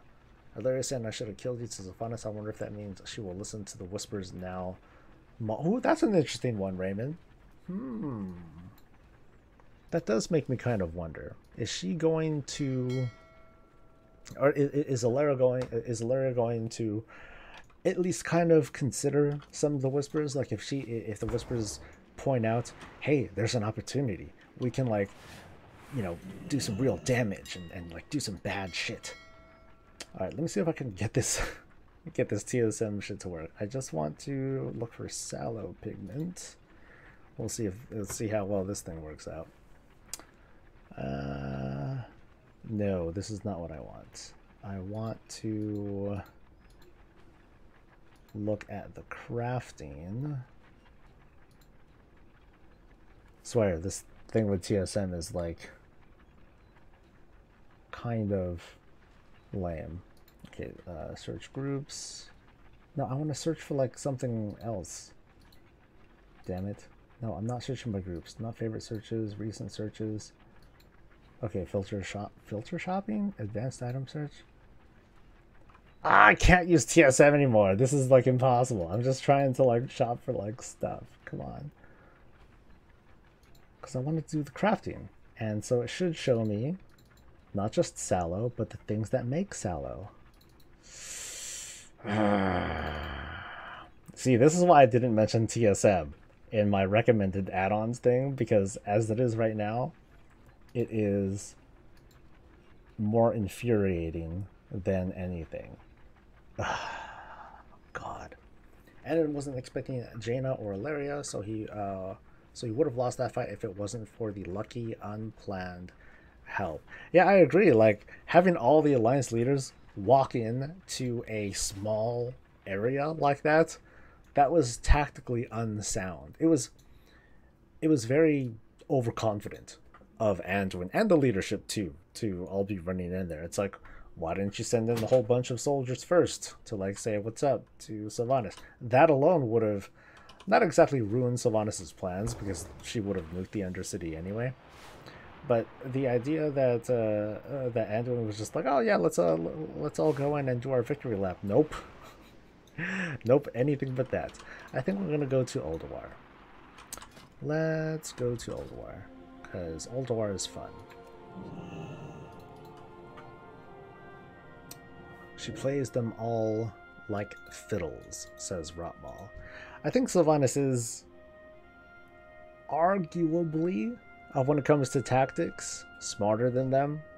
I mean, she lured a bunch of Alliance in. She killed a bunch of dudes. She did sacrifice a good number of people, of Horde members.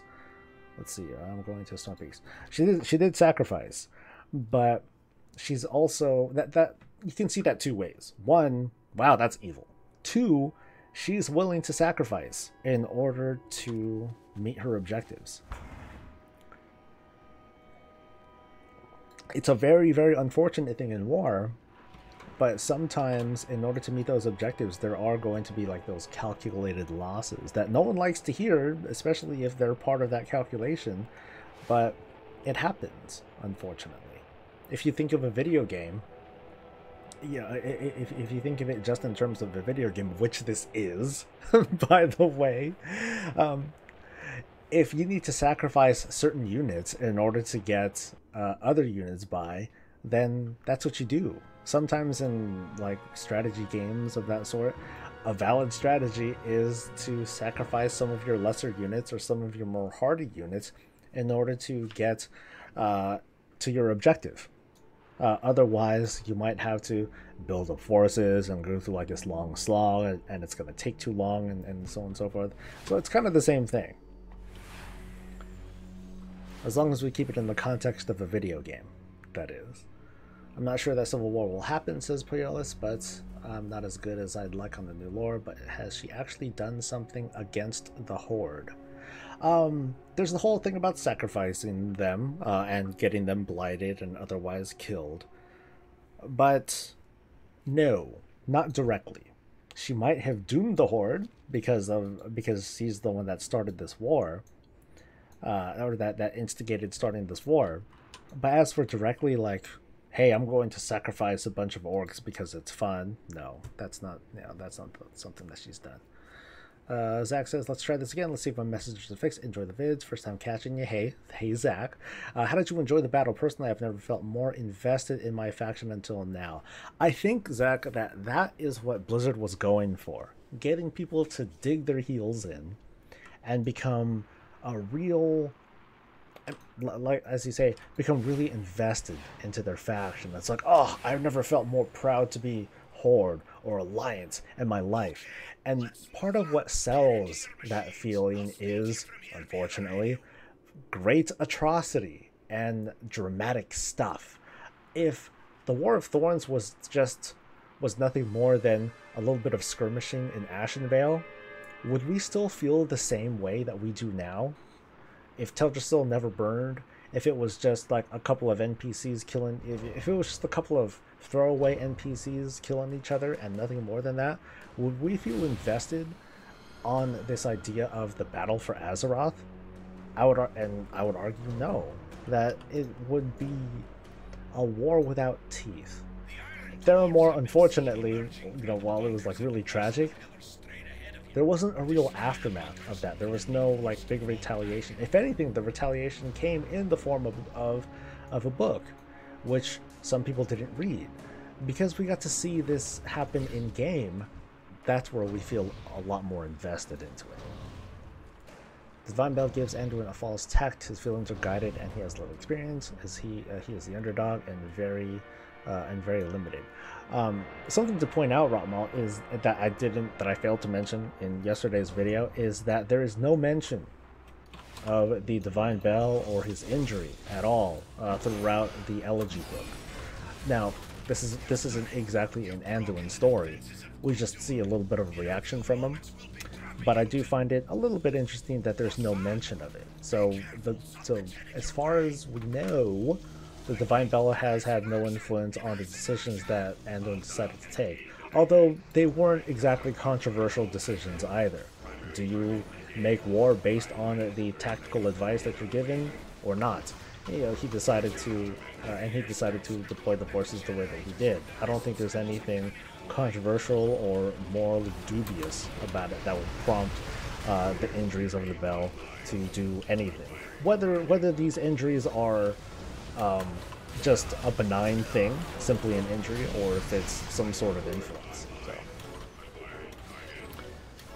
So what's the alternative add-on to Garrison Mission Commander? Order Hall Commander is what I noticed, but I haven't seen whether or not it's going to work with the Battle for Azeroth missions, unfortunately. So I basically don't know. I don't know if it's going to work.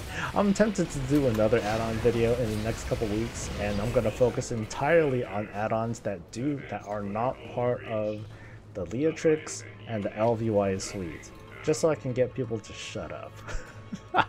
I know I'm being a little snarky with that one, but it's a there were a lot of helpful comments in that video where I feature a bunch of different add-ons that you can possibly use to help out your gameplay.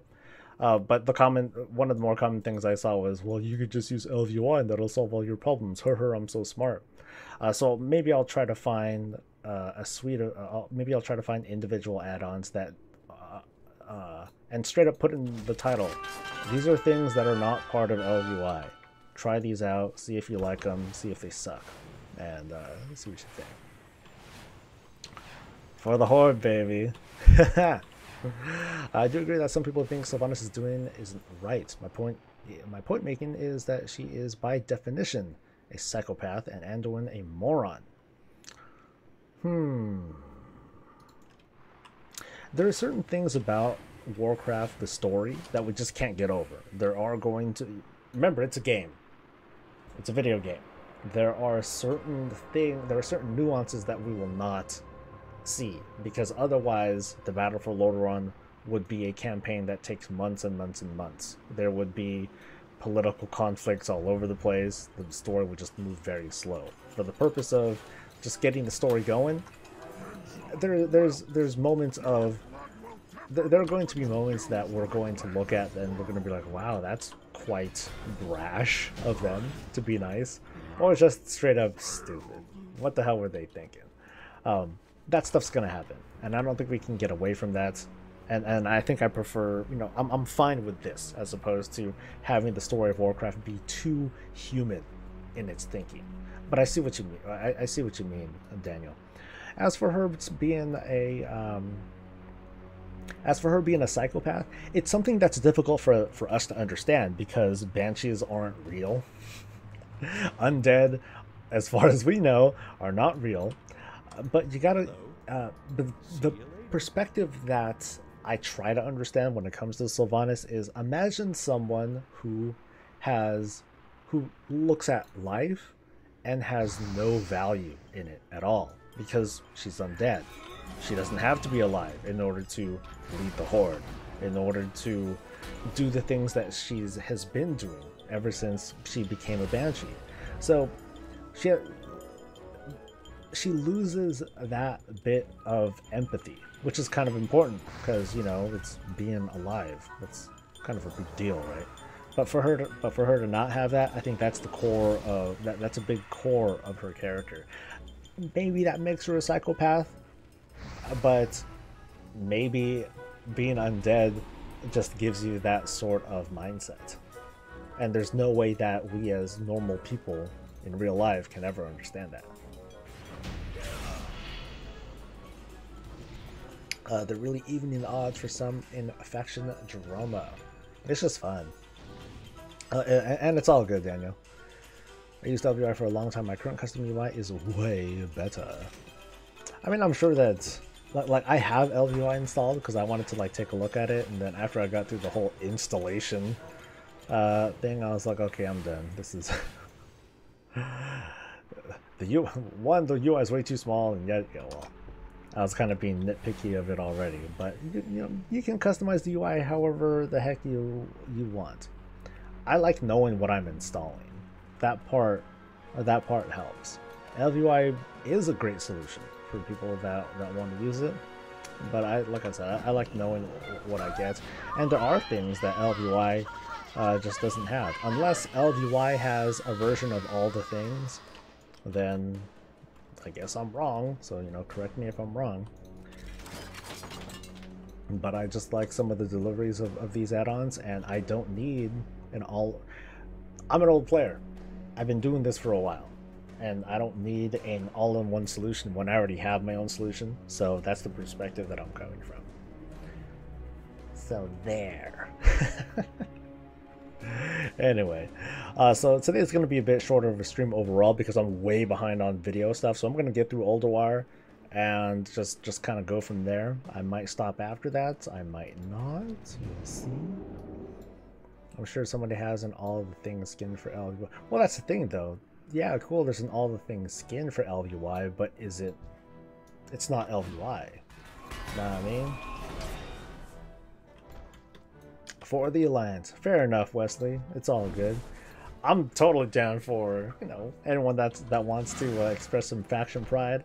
There was a comment that I saw, I think this morning, where someone had compared the Horde to, I think black people, saying, oh, you know, the Horde are like black people. They just use like the race card whenever they feel oppressed. I'm like, dude, this is not the place for it, man. So I hope that particular person either edited their comment or otherwise will, you know, keep their shit together. Like I said in some earlier stream, it's the dumbest reason to get banned from the channel. You know, don't try to be a smart ass and, you know, inject racism into this. Jesus, man.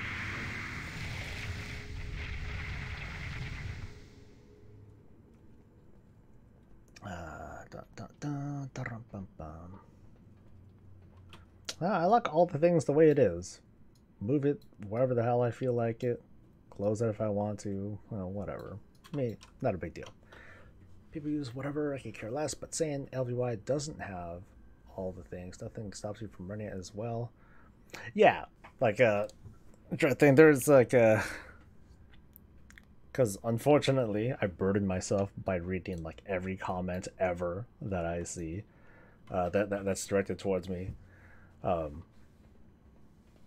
So people are like, oh, you don't need any of this stuff, just install LVI. I'm like, you know, this add-on video is for people who actually what I find more funny are comments saying, well, when someone clicks on the video to make a comment to say, I don't use any add-ons. God, why do you need add-ons? You guys are so dependent, blah, blah, blah. And then they start talking from their pedestal. And I'm thinking to myself, why did you click this video? Why are you watching this? Are you just here to preach it? If you just wanted to preach it, make your own video and talk about how much you look down on people that use add-ons. It feels... Well, I appreciate you clicking and commenting and all that. People making racist comments rarely ever have their shit together. Yeah. I mean, people are just looking to troll, and I don't mind trolling too much, but when you try to add shit like that in there, I ain't gonna have that. I don't. And this person, like, they comment a lot, and I appreciate them like participating in conversations and everything. But you start shit like that, you're gone, dude. I'm not gonna put up with that. You know, this ain't fucking so racist and all. Add-ons more like bad. Ooh, I like that, Finn.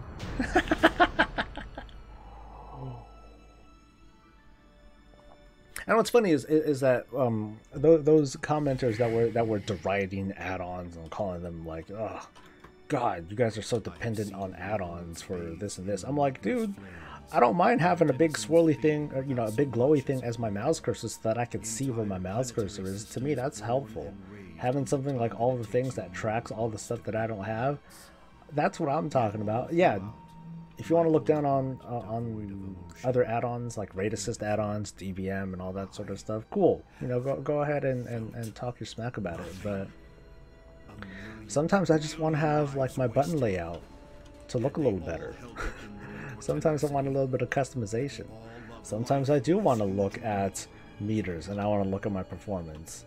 I don't consider that to be like a thing that plays the game for me. Gosh, guys, why are you making me be so defensive? Racist comments are like the most pathetic way to troll MO. Yeah, it's just bad. It's just bad taste. You can criticize, like that particular person could have criticized any sort of way, the same way, but adding racism to it is like giving up. It's like giving up on trying to talk with any measure of wit or intelligence. I guess I would say. So yeah, I'll talk smack on my own viewers and commenters if they're talking racist. Yeah, no mercy from me. Any good add-on to track all the BFA quests, like if you want to finish the zone without tapping back and forth between Wowhead and in-game.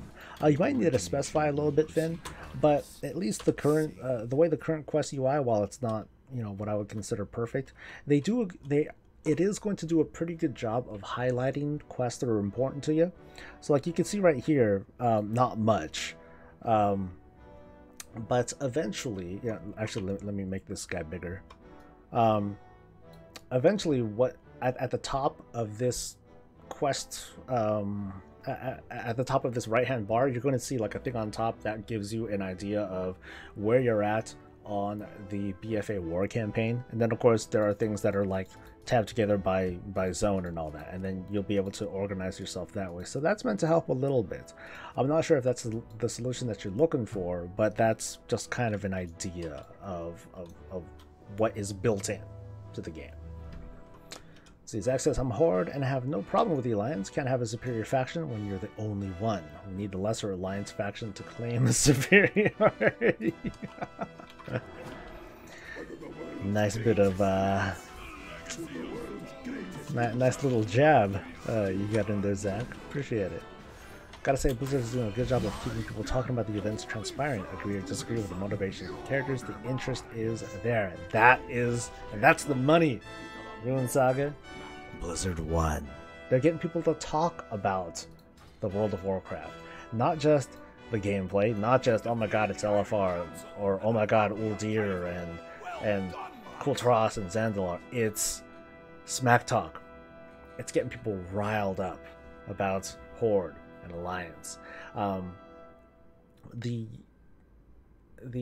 thing that I'm nervous about is whether or not they can keep up this pace, and what's going to happen from here. Is it going to be a race of spectacle?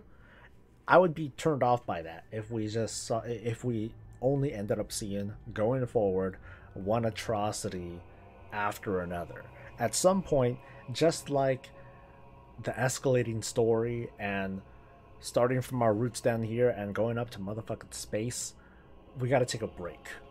And I'm hoping that the pacing of the story, thanks to folks like Robert Brooks, Christy Golden, the other writers at Blizzard, that they are that they're conscious of that, and that they're able to walk things back a little bit, tone things down, to give players a little bit of breathing room in between now and the next terrible thing that's going to shake up Azeroth. Let's see, if you don't open up your combat log text file at the end of raid night and manually enter the information to a Google Doc, then you're a scrub. I think I was joking about like last week. Hey, that'd be cool if WoW can be run with only voice commands. You know, attack, Avenger Shield, consecrate. I mean consecration. God, if that was a thing. Sylvanas lacks empathy, little tact. Her ability to guess her enemy's behavior is entirely based off experience. Anduin has less experience and more tact. Starting versus tact, she will underestimate him. They're underestimating each other. According to the books that we read yesterday, she underestimated the tenacity and the willpower of the Alliance. Now that said, this is kind of a book spoiler, not really, because you guys already know what happened. Sylvanas was banking on, if she did capture Teldrassil, that the Alliance would crack under the weight of political drama. What do we do about Teldrassil? Do we save it? Do we not? Cool, we'll save them. Hey, what about Gilneas? Hey, what about the Draenei over at Azurmist Isle? And she was banking on that sort of turmoil to happen.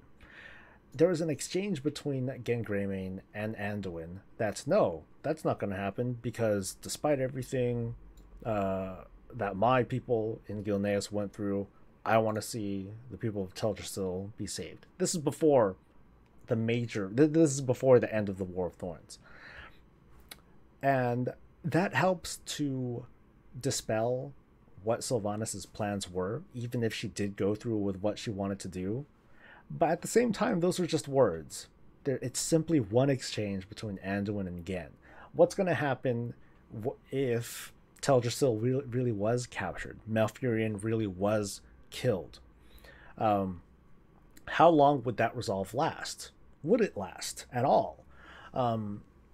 Would the other faction leaders have something to immediately say? Would they be able to hold out for a little bit longer? Those are answers that we're never going to ever find out. But it's interesting. It's definitely interesting to think about. And but at the same time, this kind of goes back to Sylvanas underestimating the will of the Alliance. That said, the Alliance to underestimate the tactics of Sylvanas. She is able to outmaneuver them in most cases. She did so in the War of Thorns, thanks to with Saurfang's help. She was able to, here in the Battle for Lordaeron, luring people in, knowing that all of Undercity was a trap made to just make the Alliance bleed for nothing. So Sylvanas, set this up knowing that she was going to lose the Undercity. That's why there's bombs and all that stuff all over the place. I mean, maybe there's a chance that she'd win, but she was definitely prepared to lose. Let's see, BT Dub Quest should do what you're looking for. Cool. And it also has strong tacticians on his side, such as Tyrande. Yeah, I agree. It's just that when it came to counterintelligence, the Horde definitely pulled one over on the Alliance that time. Do I think Cthulhu will return in a future patch? I mean, he's basically taking a bath in Azurites. It seems so. It seems like it would definitely make sense. So if Blizzard decided to revisit Cthulhu, it wouldn't surprise me one bit. I'd be like, oh, okay, yeah. I figured this was going to happen because of the reason that you say. It could be because he's taking a bath in Azurites. It could just be because Cthulhu fed off some of the evil energies that Sargeras' sword was putting out until the sword's energies was sucked out by the artifact weapons. So it could go a number of different ways, and I would accept all of it. Alright, it's a matter if she's able to willing to lend aid under her duress with Malfurion. Elora has also has to have learned a lot. She was the only one who sensed something awry at all in the throne room. Did she? I didn't notice that. I guess I missed that from the cinematic. John asked if I'm going on Twitch.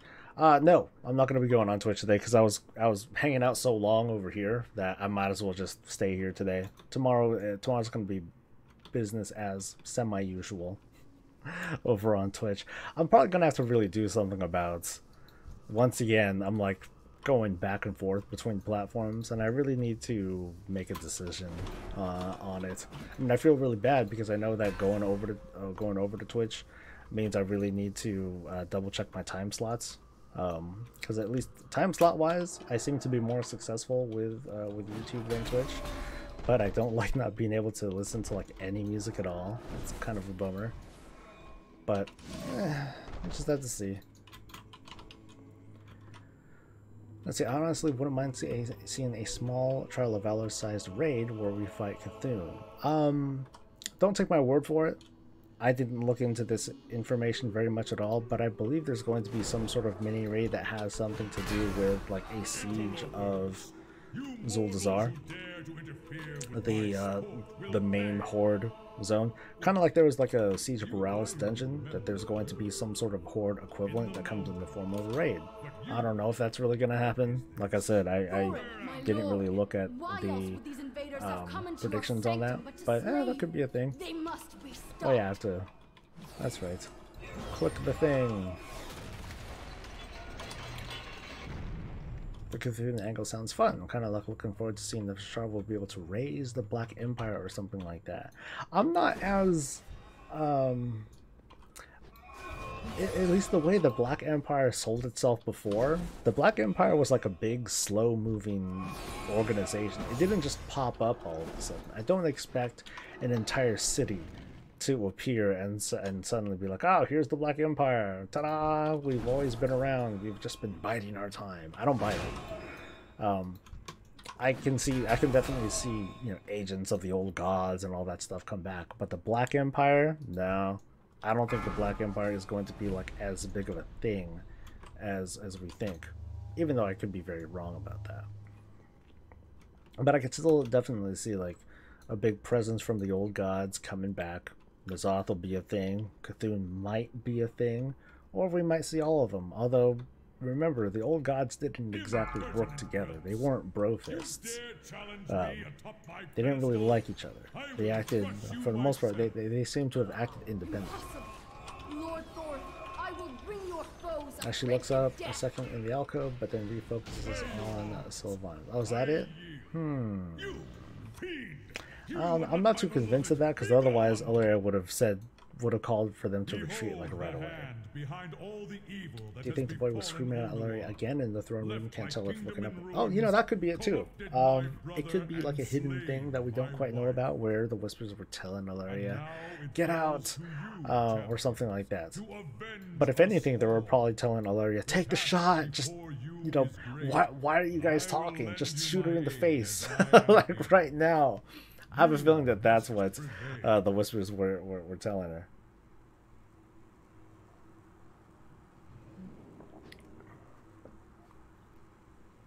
Maybe someone moved around and said no. I thought the bombs were already set, so I'm not sure about that. Is at a place to expect a void spellbook for mages, being that the Nightborn class is around now? A void spellbook.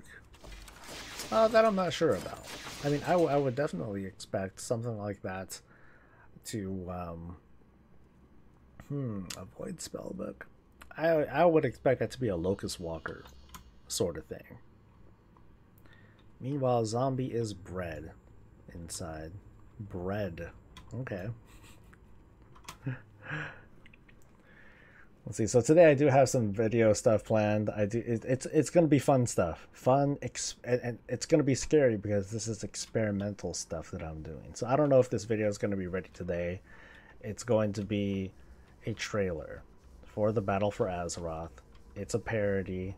It's gonna be like it's quite literally an honest trailer for World of Warcraft. I'm copying the format. I hope I don't get copyright struck for it, but I'm gonna try it, and it'll hopefully be fun. I really hope it is, because this one took a lot of it took a good bit of work to write up. It's gonna be a lot of work for me to edit and really put together, but I hope that people like it whenever I get this thing out, because I'm on a deadline. I gotta get this thing out like tomorrow, I think, at the latest is what I'm shooting for. We'll see though.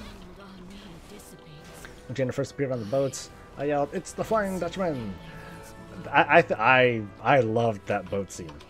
That thing looked like sweet. Like I was saying earlier, that dude, Jaina Proudmoore, almost looked sexy doing it.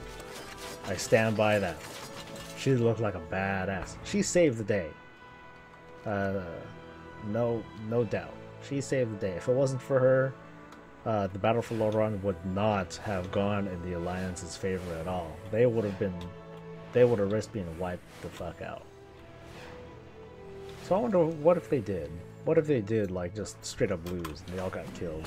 That's it. That's like the end of the battle for Azeroth, pretty much. which would be quite unfortunate for the Alliance. knowing that when they start their expansion experience, it's them being freakishly poisoned and dying, and shortly after it ends, and then it's a expansion all about the Horde. Like, that's it. That'd be super sad. Where's that one thing? Auto sell. Because auto sell works now, so I'm gonna go back to using it again. I just need to find it. All right.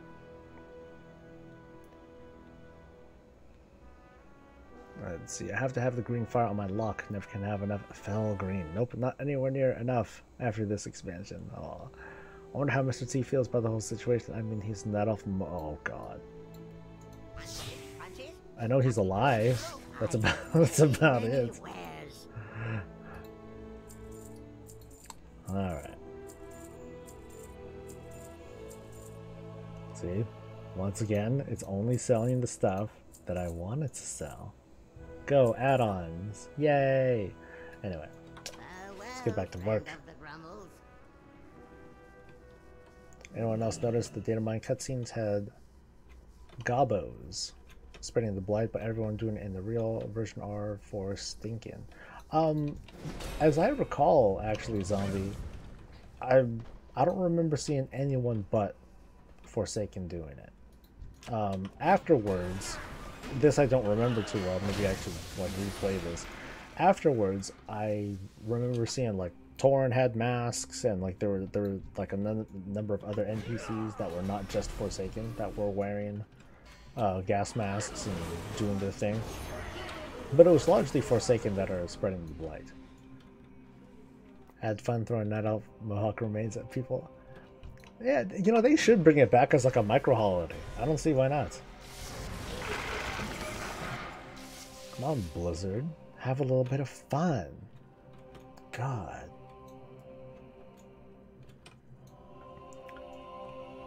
If they didn't expire, I would still have a... That's right, they did expire, huh? Because I was thinking to myself just now, I wonder if I still have any in my bags. I doubt it. Which reminds me, clean out my damn bags. Ah, it's good. There's a lot of prep, folks. We got less than a week left until the battle for goddamn Azeroth begins, and I got a lot to do. I got Guild Bank to clean up and liquidate. I've got my own bags that I need to clean up, and my bank to clear out. You know, get rid of some of that old gear that I don't give a shit about no more. I'm probably gonna take all my legendaries that I know I'm not gonna be using while I level, and throw it into void storage. I think that's the only solution I can think of. Just put it into void storage and forget about it. Those are relics of the past now. So I gotta say my goodbyes. Any news on when the last or newest Ashara Warmongers drops? Not sure. Not sure. All I can do is refresh the WoW page and see if there's anything. Nope. Nope, nope, nope, nope, nope. Felt good to spray a lance in the face like that. Yeah, I mean, you saw me in scoreballs. I was the spear. I was right up front for the Horde, man. I just wanted to get through the scenario quick. If I was like my holy pally, then or if I was like holy spec, I'm like, okay, I'll heal people. I'll be a good boy. I'll hang back, and I like that. At least there was that tiny bit of agency that Blizzard gives to players as to whether or not they want to embrace, fuck the Alliance, I'm gonna gas all these mothers, or if I just want to heal people and play my part as a, not exactly a non-combatant, but a more honorable member of the Horde. I have a feeling that the word honor is going to be so abused. Well, okay, I think it already is, but we're hearing it so much, I'm getting pretty tired of it. Typical Sylvanas lover, tired of hearing about honor, but it feels like it's being overplayed. There's too much, I think there's too much talk about it, and yeah, I'm not, Let's see, felt good to march through the leveled crater that was once called Brill.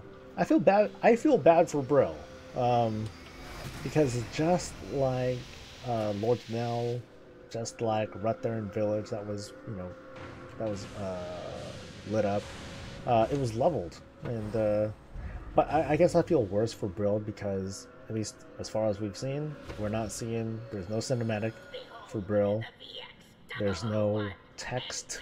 There's no written account of what happened in Brill. We just don't know, and I'd like to find out at some point.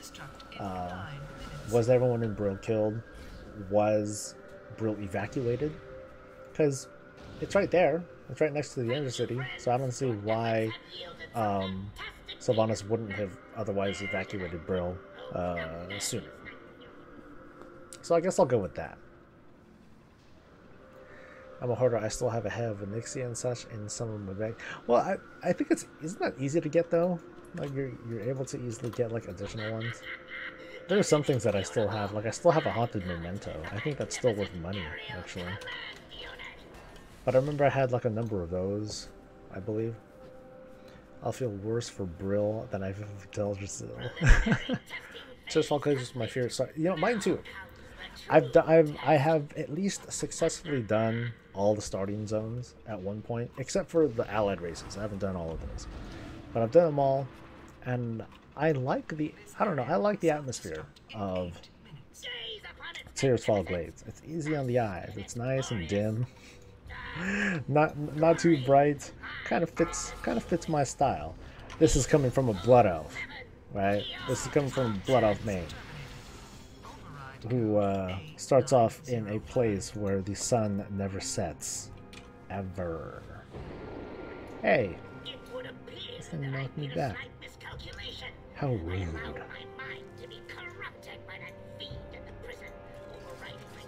Alright. Give me that stuff, man. Anyway. If we all know what happened in Brill, Sylvanas slaughtered all of them and burned into the ground before the Alliance got there, so her archers can have a better view. Yes! Sylvanas strapped C4 to every citizen of Brill, and as the Alliance got close, the people of Brill, they're like, oh my god, help us, please! And the Alliance is like, oh, what's wrong, people of Brill? God, you guys are gross, what's wrong? And then they all blow up. That's definitely what Sylvanas did.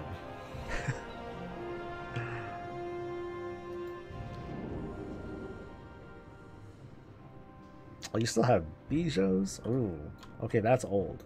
Okay, there's that, and there is... What else is there? There's the Bijous, and there's the... I don't know how to pronounce that, by the way, so... If I butchered it... Oh, well. Hey! Greaves of the something something. Go me. Did I get them all? I got them all.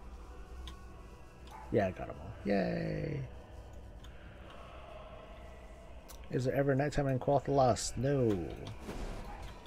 It's the eternal sun something. I forgot how it goes. It is nighttime in the Ghostlands. Yes. Undead Master Race. You still have that trinket from Netherrealm. Is that the riding crop? Is that what you're talking about?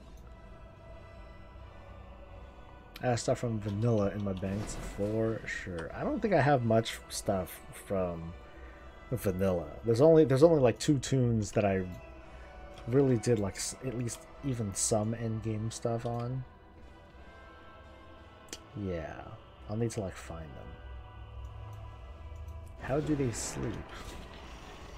I don't know. I think they're just used to it. I think they're just accustomed to it. They don't sleep, they do their hair unconsciously. They just kind of stand in front of a mirror and then they just kind of close their eyes and, you know, work their shit.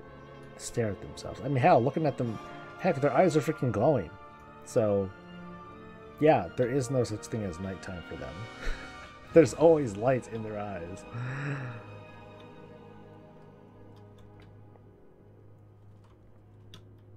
Yeah, the whole thing about the Eternal Sun, that only really happens in Silvermoon.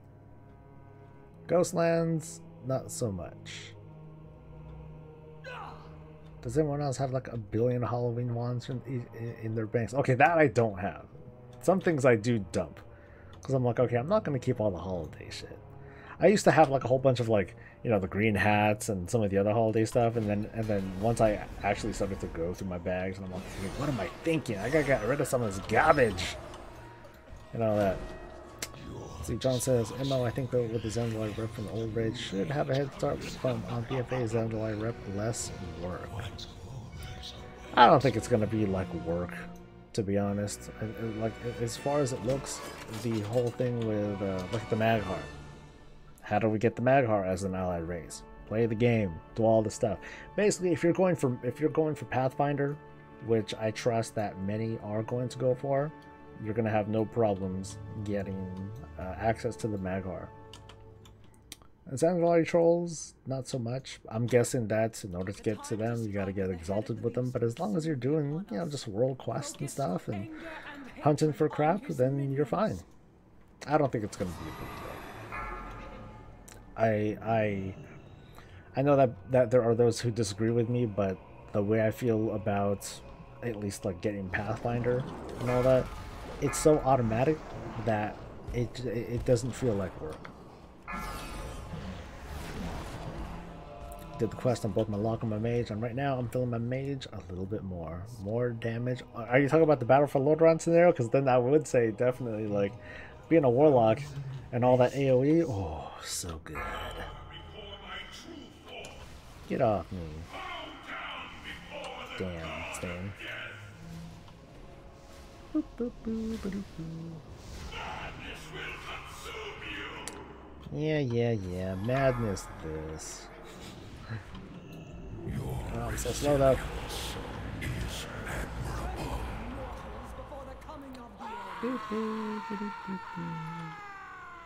Wow! Does it hurt, boy? Does it hurt? God damn it, stop slowing me down. I have a buttload of Halloween and anniversary ones. Oh man. I don't have the space. I definitely don't have the space for that. I don't have the, I'm not organized enough to have that kind of space. That's for sure. Alright, die, thing. There we go. Where's the chest? There it is. Deciding to hit the ground running with profession this expansion. Always been terrible at making gold with mountain farm and sell, but everyone will be fighting for those mobs. Sweet screams. My suggestion, if you're a gatherer, like you're gonna win. Early any expansion, gatherers win the day. Come on, something good. What do I get? I got no mount. I got a pet. I got no transmog. I have illusions that I already have. Bummer. Oh my god. And yeah, I already have pets. Pet. Anything else? Any other pets? Nope. So maybe I'll do one more raid. Skinning. Skinning's gonna be good. Yeah, I'm curious about the cooking stuff. I find that to be an interesting take. That that cooking materials are going to be at least meat. You know, meat and stuff. Cooking materials. It's going to be a Skinner sort of thing. You know, fishing is still fishing, but I do find that to be kind of interesting. A little bit unsettling. And so, what's a quick raid that I can do? That I haven't really... Oh, you know, I know what I haven't done in like a while. I haven't done like some dragon stuff. All right, let me get out of here. I haven't gone to a Obsidian Sanctum in a long ass time. I think I haven't done Onyxia in forever, so I think I'll drop by and do that stuff real quick. This isn't... Well, it's over, Hiruma. God, you're so late. Why didn't you come sooner? How you doing, man? I'm gonna take a flight point to Wormrest. house, temple, whatever, whatever, whatever. You just woke up. You missed the party, man. Battle for Azeroth is over. We won, man. We won. Okay, we didn't win, but you know, whatever. Well, you've routed the force stinky from my continent. Time to unsub for a week since I'm broke and I have to wait a few days.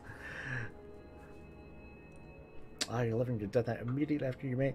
You know, miners, I would say, have like a little bit of an advantage when it comes to war fronts. They'll be able to finish. A miner will be able to carry a war front really quick. So if you have alts that happen to be miners, you know, definitely utilize those because you can get through a war front pretty quick. All you have to do is just keep mining stuff, keep turning in those resources, beef up your army and your buildings real quick. You'll definitely put them on the fast track. Argue it was a fair conviction. It wasn't. I think for Sylvanas, like, she planned to quote lose. You know, she knew that she was going to lose the Undercity, and at least by the time we get to the start of the Battle for Lordaeron scenario, she is wrapping up the last of the evacuations, I think. Because she got most everyone out, I think. Because once they got everyone out, that's when the Horde engaged the Alliance outside. See, Crab's gonna be leveling your druid just for the sake of mining an urban, and I'll still have no clue how to play. Hey, you know what, Crab? I'm right there too. I barely know a damn thing about my druid, but I herb the shit out of like everything. It's like, ooh, world quest, boop. Take care of that real quick. Easy sauce. Out of coffee. Oh my god. Tragic. It's not good. Yeah, today I was at the gym, like, not longer than normal, but I think I was working a little bit harder than normal, so I'm trying not to feel too stiff. As soon as Sylvanas burned the tree, it was like, yeah, pretty much. Like, we don't know what the time frame is exactly, because we know that the War of Thorns, that takes over the course, like, the war itself takes, like, I think like a week, like a number of days, but the preparation for it took like I think like more than a week, you know, a number of weeks or so of misinformation and things like that, and fooling the Alliance into going one direction when the Horde is going in another one. But the time frame when it comes to them attacking the Undercity, I think, you know, it was like, okay, it totally makes sense that the Alliance is going to go for Undercity. So she started evacuations like immediately.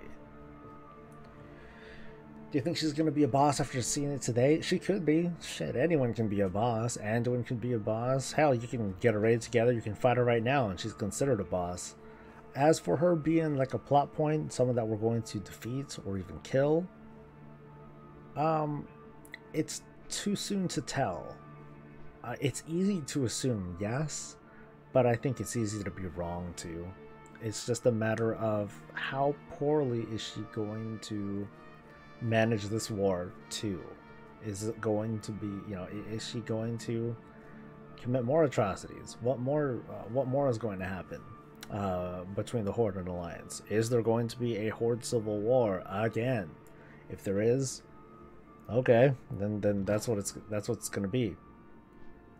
But I would say that at least at the moment, while she is not acting quote honorably, she is still acting, in my opinion, she's still acting in the interests of the Horde as a whole. She's working at the long-term survival of the Horde, even if that means using Blight, even if that means sacrificing her capital, you know, the home that she made for herself and her people, even if that means killing some of her own soldiers with Blight.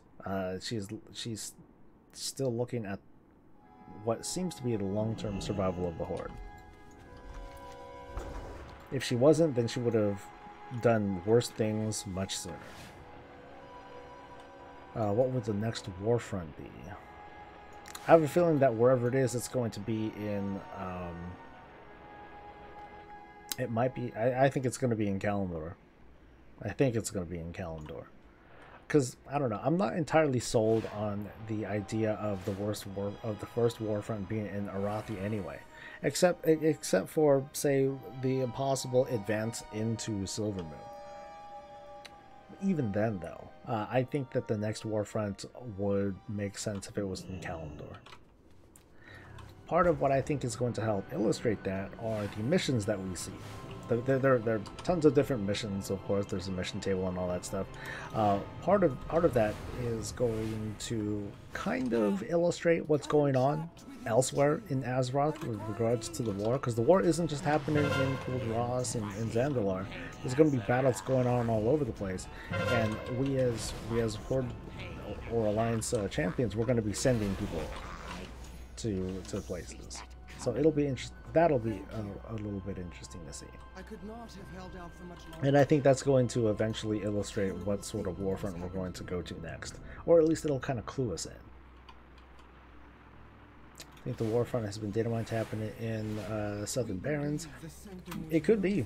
But I'm not going to insist one way or another. I'm not going to presume yet. It's data mine stuff.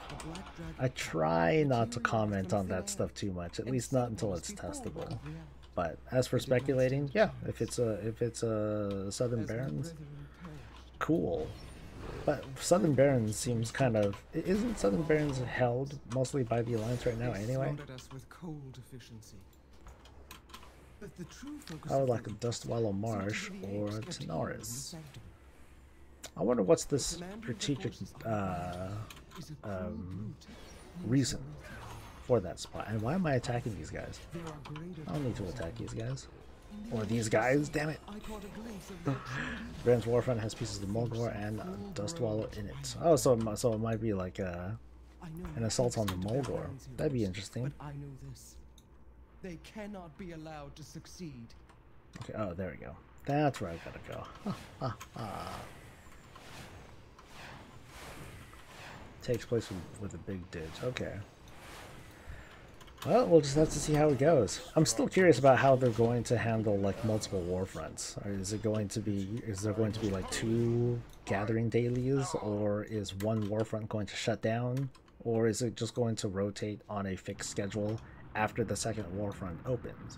I can kind of see the latter, where once Warfront number 2 opens up, Warfront number 1, as in Arathi Highlands, that's just going to be on like a 5-day rotation. It's just going to be fixed like that forever. There's no gathering. The gathering is going to be strictly for the new Warfront, because otherwise you'll have like all these different dailies to turn in, which is like great for people who want to fast track their rep, but it'd be kind of a pain in the butt too.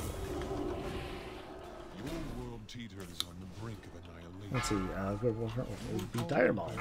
Dire Maul Horde, base versus Alliance, base. Oh, you know, that wouldn't be that bad. That wouldn't be so bad. It would be really dense though. Fairless is a very small spot, so I don't know how effective that would be. Of course, they do a lot of work with kind of rebuilding Arathi Basin to help things make sense, so they could do the same thing here too. Wow, this thing is living a lot longer than I thought. Beware the shadow. Okay, cool. Hey, I got something. Nice. Alright, and now I'll do Obsidian Sanctum, and I think that'll be it for me today.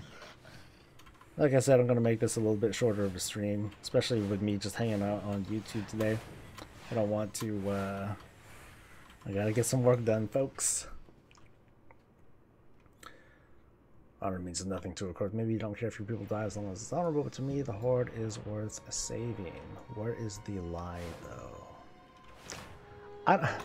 I don't want to buy into like the whispers of the old gods. I don't like using it as a prophecy. It's kind of a turnoff. Like I've said numerous times that the old gods are like, to me, the biggest turnoff that you can get, narrative-wise, because you get folks that are stuck with ooh, these whispers, the 3 lies, the boy king serves at the master's table, and you keep going back to that as if it has to be fulfilled. Just because someone says something crazy doesn't necessarily mean it has to happen. Not everything is foreshadow. Varimathras talking about Sylvanas, maybe he's just talking smack. It could be as what some predict. It could be like it could be the harbinger of worse things to come, with a great betrayal by Sylvanas. Or it could just be the ravings of a guy who's been, of a Dreadle who's been tortured again and again and again, and has gone quite crazy. The ramblings of, I think his name is Ogmot, that one ogre dude. The ravings of Ogmot the Mad might just be the ravings of Ogmot the Mad, because, you know, he's mad. And it could be absolutely nothing more than that. So I think that's also an important perspective to soak in. That's maybe all this stuff doesn't mean much. Especially when you do all these whispers and stuff, and then you end up dying.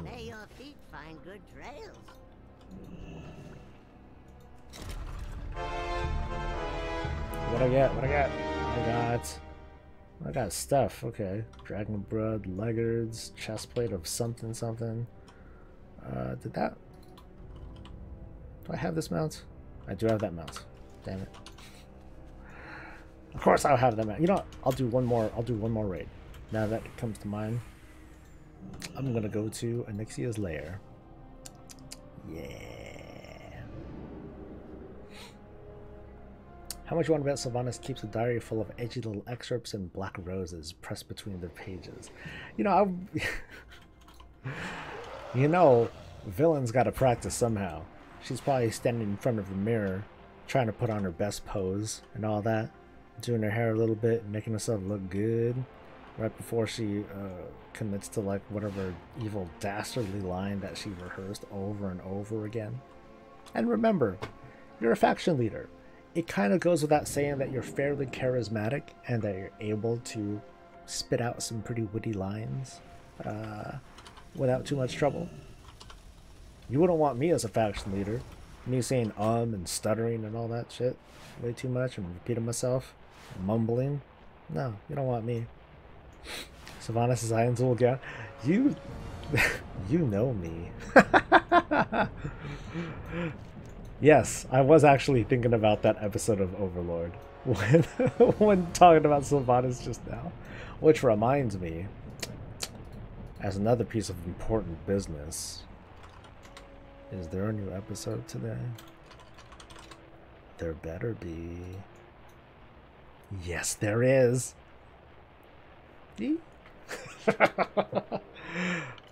So, I know what I'm going to be doing right after this. I'm going to have lunch, and I'm going to watch Overlord, relax, and prepare myself for some more video action. So I can be the new faction leader that is a bit quirky. I would say that Gallywix fits the bill more than anything. He would be, because he's unique. He is not motivated by honor, obviously. He's motivated by survival. He's selfish, admittedly selfish, but at the same time, that makes him honest, too, doesn't it?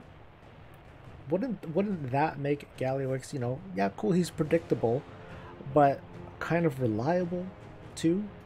He's in it for his self-interest, survival, and profit. As long as it's profitable, then we're good. Surviving is profitable, because when you die, you don't make anything. So I think that with that kind of mindset in place, Gallywix wouldn't be so bad of a war chief. He has a very weird personality, and I would very much argue that he doesn't inspire loyalty at all. So that would be like the big thing that makes him not worthy of the mantle of war chief. But I think that, kind of like Garrosh, Sylvanas is playing the part. This isn't a peace chief that we're looking for. This is the motherfucking war chief. And Sylvanas is wearing that mantle. She's sporting that shit to the fullest. Gallywix is like Quark from DS9. I like Quark though. And I like DS9. Shit. Gallywix would seek peace for the Alliance because cannonballs are expensive. See, Gallywix would make a very complicated leader because his leadership style, like I said, it wouldn't inspire anything with the other races, even his own, because of how transactional it is. But Gallywix would, I would say, negotiate for peace, because what helps, what helps the world prosper? Trade. If you're able to trade, then that's like good. Having healthy trade is great. The absolute annihilation of your enemies, cool, my enemies are dead, but what if I can make money off of them instead? And otherwise prevent all of us from killing each other. So in that sense, Gallywix wouldn't be that bad of a leader.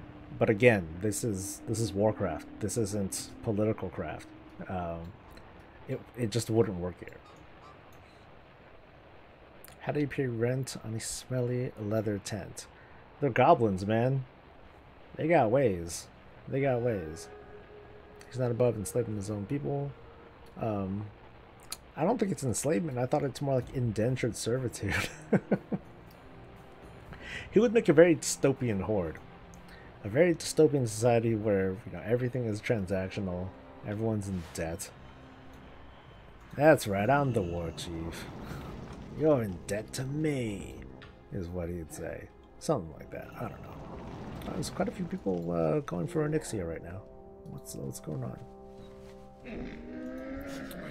I'm just trying to sell stuff.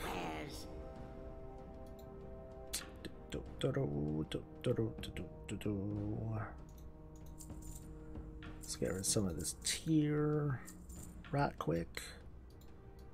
Alright. Good enough. Indentured servitude is slavery with a different name. It's all semantics. I'm just saying what he would call it. You're right, it is just semantics. But that's what Gallywix would call it. It's like, no, you're in a contract for 1,000 years. All you gotta do is pay this off, you can buy your way out. But remember, there's interest. If Gallywix was war chief, he wouldn't want all peace. He would certainly use the heart to eliminate the other powerful cartels. To eliminate, yeah. That's who Gallywix's enemies would be. Either absolute world threats that he can't negotiate with. So like Deathwing, he wouldn't be able to negotiate with him, I don't think. And rivals, other trade princes that are trying to get in on the action. I think he would definitely do that. But otherwise, he wouldn't mind. I don't think he would mind getting along with the Alliance as long as there are agreements in place where he comes out on top. If he can mitigate as much loss away from him. Oh god, this DPM thing still runs? Sheesh. But yeah, it could be like that. I don't see enough dots. More dots now. Okay. Throw more dots. More dots. More dots. Tell me what you want to do about Gallywix as someone employed to wipe out the sweat from his gross toad neck bowl. You think that he would develop the technology? He should be able to develop the fucking DPM. You think he'd be able to develop the technology in order to prevent that from happening?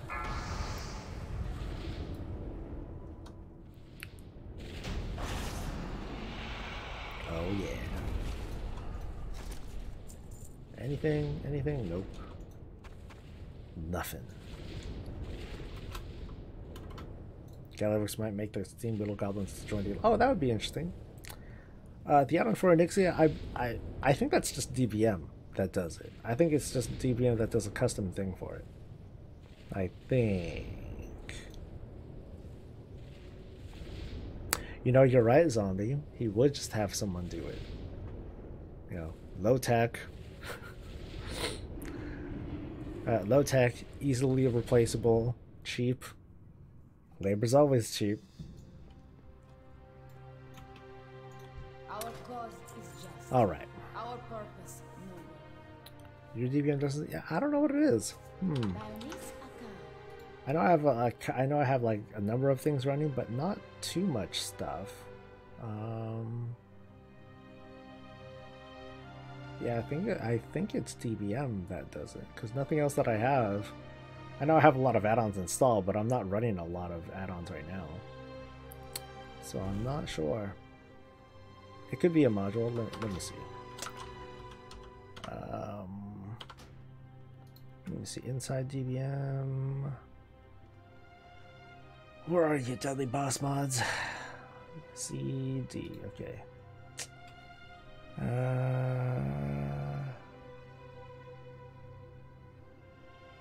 DBM Onyxia. Alright, let me see.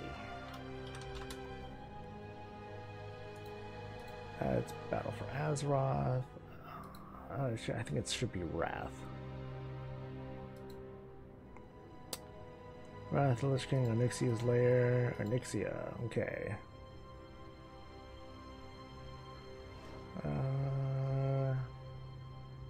There we go. Yeah, it is DBM. Plays some funny sounds from a legendary classic Onyxia raid. So, yeah, it's part of DBM. So Sylvanas surprise attacks the city while the army is away for half the battle and barely manages to win at the end. She loses her own city like nothing when she knows that it's coming. Well, that's the thing. Like, she knew that it was coming, so she could either. I talked about this months and months ago, where it's like, okay, what does Sylvanas do about Undercity? She knows the alliance is coming, so how do you play that out?